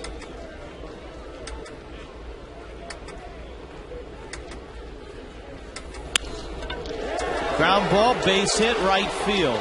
And the Phillies have life here in the 8th inning. I thought a subtlety of the game last night, and it just kind of came to mind with Jorge Cantu a little bit toward the line there with the 1-0 lead. One of the subtleties, I was talking to Pete McCannon, a bench coach with Philadelphia. They did not. They chose not to guard the line late in the game with the 1-0 lead. And remember the ball that Paulino hit that took Castro. Had he been guarding the line, would have been through for a base hit.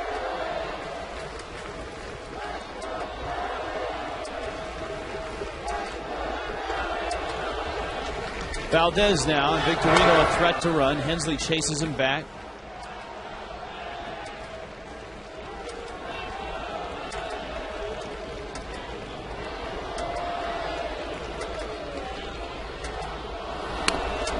There's the bunt. Hensley scoops it up and fires to first in time. So Valdez does sacrifice. The Phillies have the tying run in scoring position with Misters Utley and Howard coming up. That's another of the odd things about last night in Josh Johnson's performance. JJ gave up 7 hits. And the guys that had the hits weren't the big boppers in the Phillies lineup. They were the Wilson Valdez and the Juan Castro and the Carlos Ruizes of the world. Those 3 players each had 2 hits against JJ. Utley, Howard, Worth, Ibanez combined were 0 for 15 against JJ.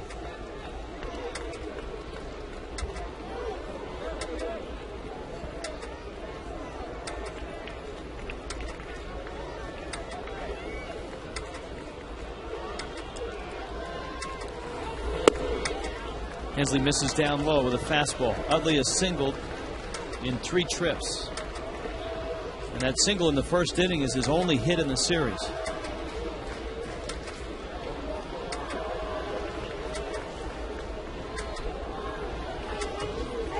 I think a lot of the numbers against Hensley that you'll see this year probably should be taken with a little bit of a grain of salt, because that was pre-changeup, before he had mastered that pitch. So he's a very different pitcher than when everyone saw him as a starter with the Padres. And I think even more so against left-handed hitters, because that's a big equalizer, the changeup to lefties.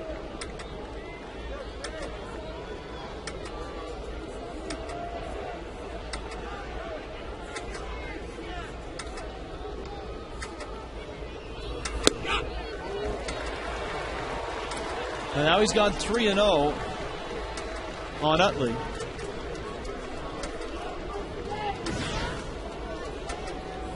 You see Howard making that big lead pipe seem like a toothpick.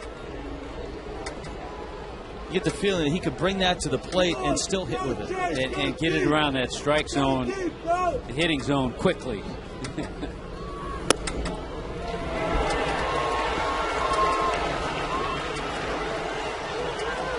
Now, the tough part about this situation is that Howard, because of the way you defend him, is a tough guy to double up.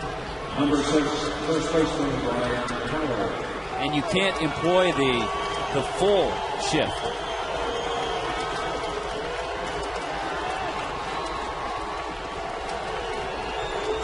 Sanchez walked him in the first, intentionally walked him in the third, struck him out in the 6th.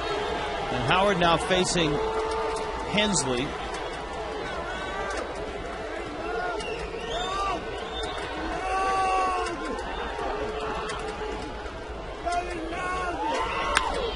Up the middle, Hanley's got it, race to the bag, he got the out, not there though.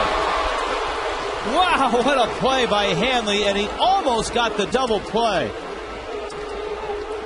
And the shift certainly helped there. That was ticketed for center field. I like Hanley's thinking. He was thinking double play.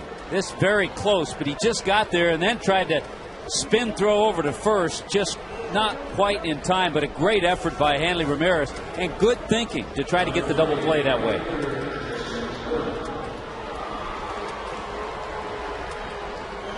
Jason Worth.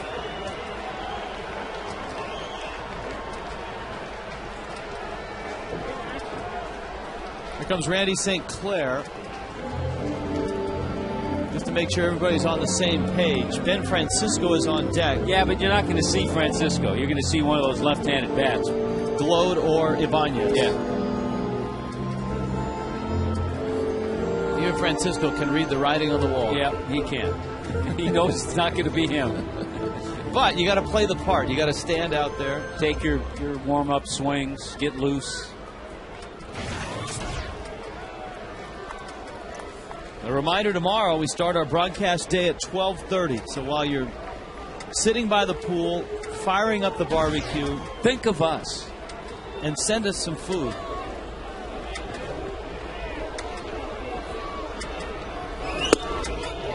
Hensley with a good live fastball. And it's 0-1. 3 strikeouts today for Jason Worth. 0 for 8 in the series and 0 for his last 18.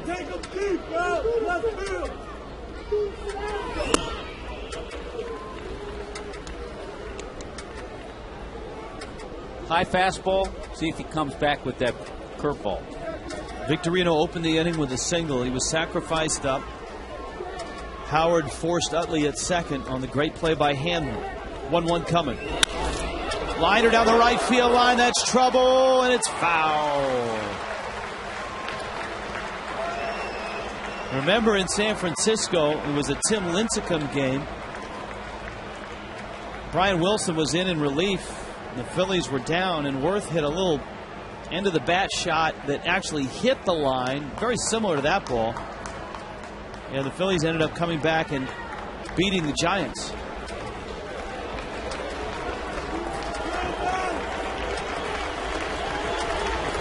One, two.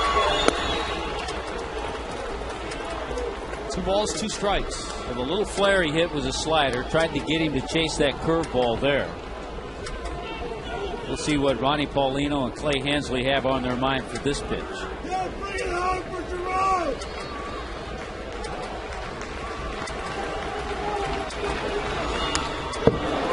Hung in there on a breaking ball. Yeah, not a bad curveball, but he had a decent swing. It kind of dictates a little bit what you might want to throw him the next pitch.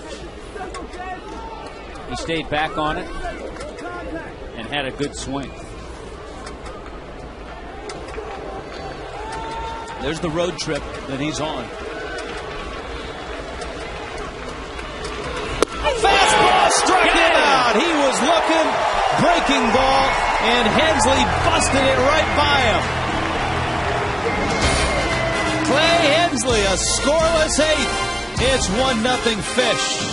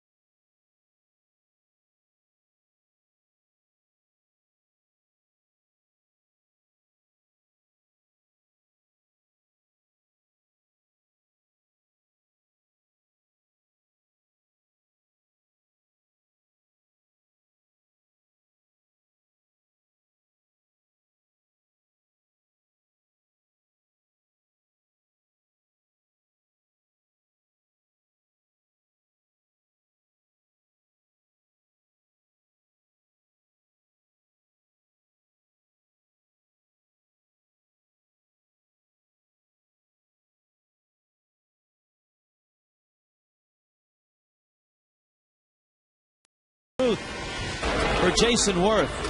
Well, he'd seen that breaking ball. He'd seen a slider, a curveball.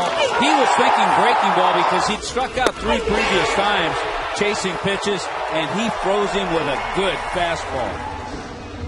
How about the energy between those two guys? Taylor Tankersley and Clay Hensley coming out of the bullpen. I know, and they're kind of feeding off each other right now, and it's so good to see Tankersley healthy again.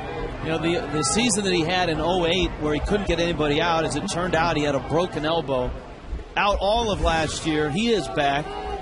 Hensley, that's Hanley with a chopper over the head of Castro, and down the line it goes. Francisco picks it up. Hanley opens up with a big hot double.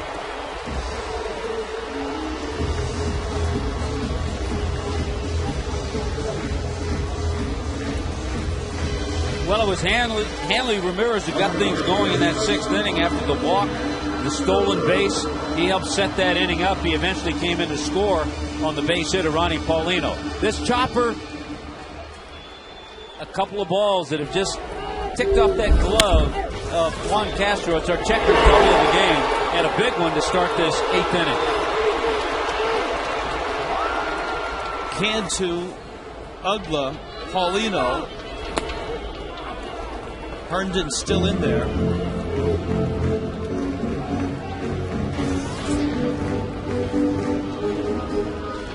An 0 for 3 ball game for Jorge Cantu. Your team color is turquoise.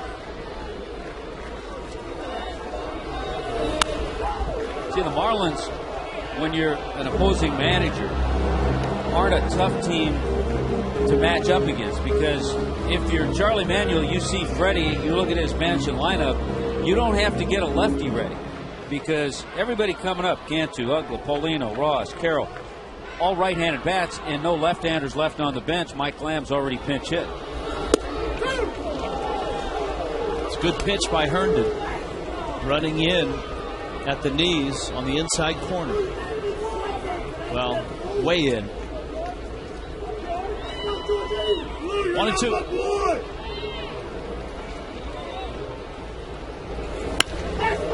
Cantu drives it to right field. Worth has a good arm, makes the catch. Hanley stumbled, and look at the throw by Worth. Boy, that was a good effort by Jorge Cantu. Even with 2 strikes, you could see he was trying to get one the other way to get Hanley over to third. The other night we saw Chris Cogley take advantage of Ross Glode, who was out there, who does not have the same arm that Jason Worth does. The smart play by Hanley, because Worth came up and fired a BB to the cutoff man.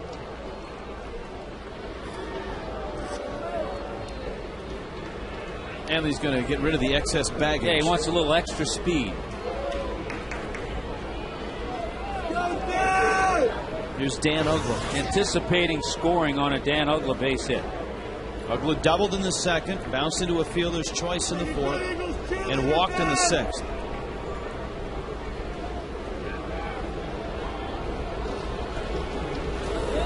It's a little thing in this game, but it made a huge difference in the 6th inning as Leo Nunez gets ready. And that's the at-bat by Ugla against his old nemesis, Jamie Moyer. Moyer was out in front. Ugla fell behind. Ugla battled, got selective, and ended up walking, and that brought Paulino to the plate. Hanley may try it this time. Yeah, deep enough, he'll be able to get over it this time. He's in standing. So now the Marlins just need to hit one over Worth's head. And here comes Paulino.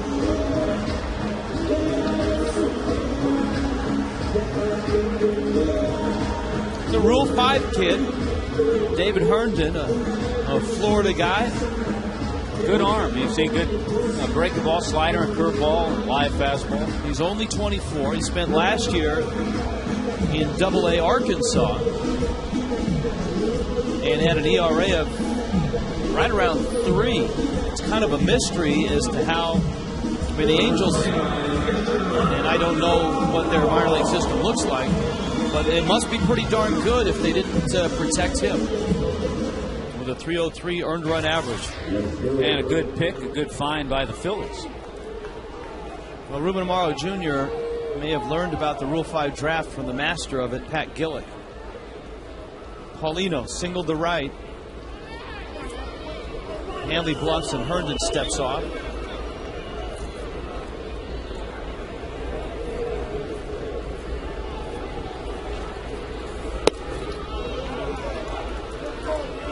And again, we've mentioned it with Ronnie Paulino. With his opportunity to catch a little bit more, he's had better swings, better at-bats against right-handers. Hitting .281 against right-handed pitching. Pulls the ground ball to third. Castro makes the play. Marlins waste that double by Hanley. Leo Nunez tries to shut this one down in a 1-0 game.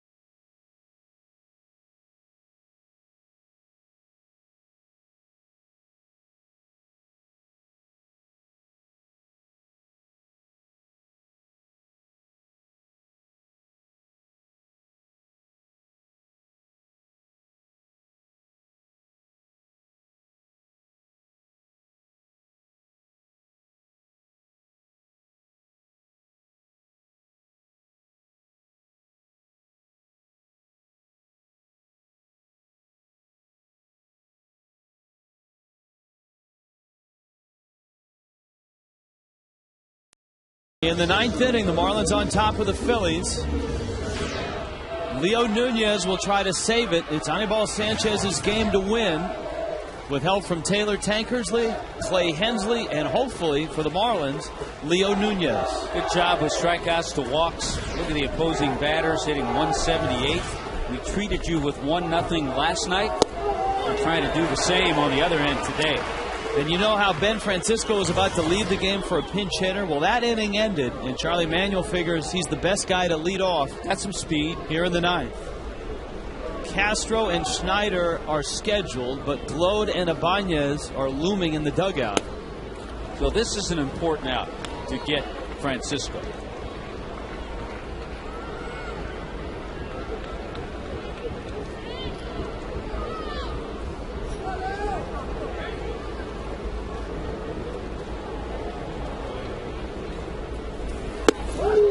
Good live fastball.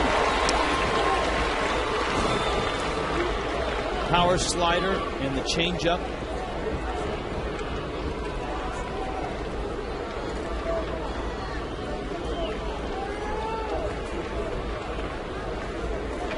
Nunez making his 22nd appearance.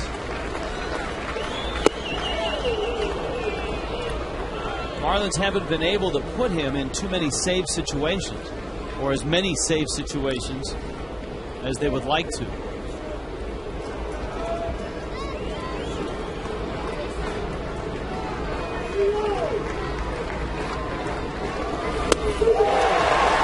There's one out. That's a good start. And of course the Phillies are trying to keep from being shut out for the 5th time in 8 games. Good fastball by Leo Nunez.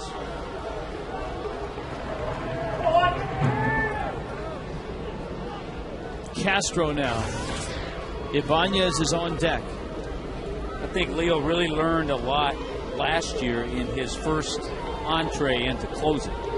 He'd been a top-notch 8th-inning guy even in his time with Kansas City. He made that transition, and I think he learned a lot last year.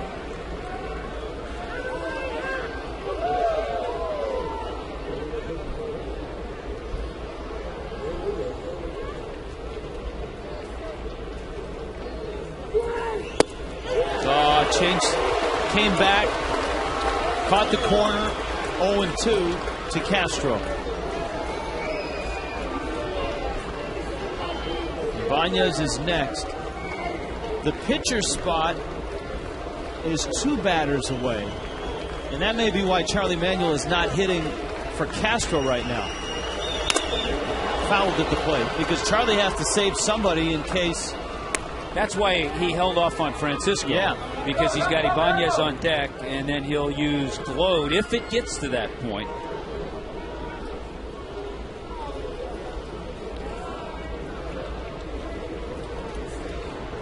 There's Gload getting ready.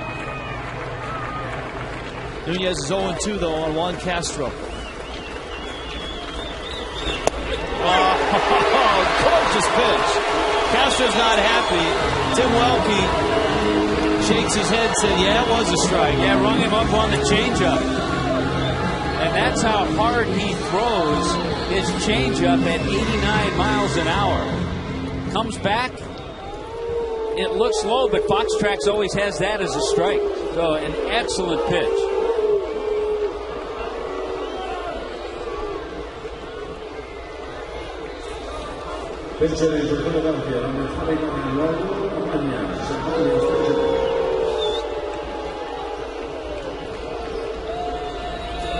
Ibanez, little tapper. Nunez has it.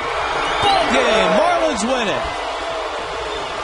What a gem by Anibal Sanchez, Taylor Tankersley, Clay Hensley, and Leo Nunez as the Marlins combine on a 4-hit shutout of the Phillies. They answer the perfect game of Roy Halladay. Yeah, this wasn't perfect, but for the Marlins, it's beautiful. They stop the slide. The Fish bring themselves back to a game under 500, and they beat the division leaders by a score of 1-0. And they beat their old nemesis. Jamie Moyer takes the loss. Remember, Moyer came into this game with an 8-1 record, a 1.66 ERA in this ballpark against the Marlins. Moyer won his first 10 starts against the Fish. He has lost his last 4. We're back to wrap it up after this.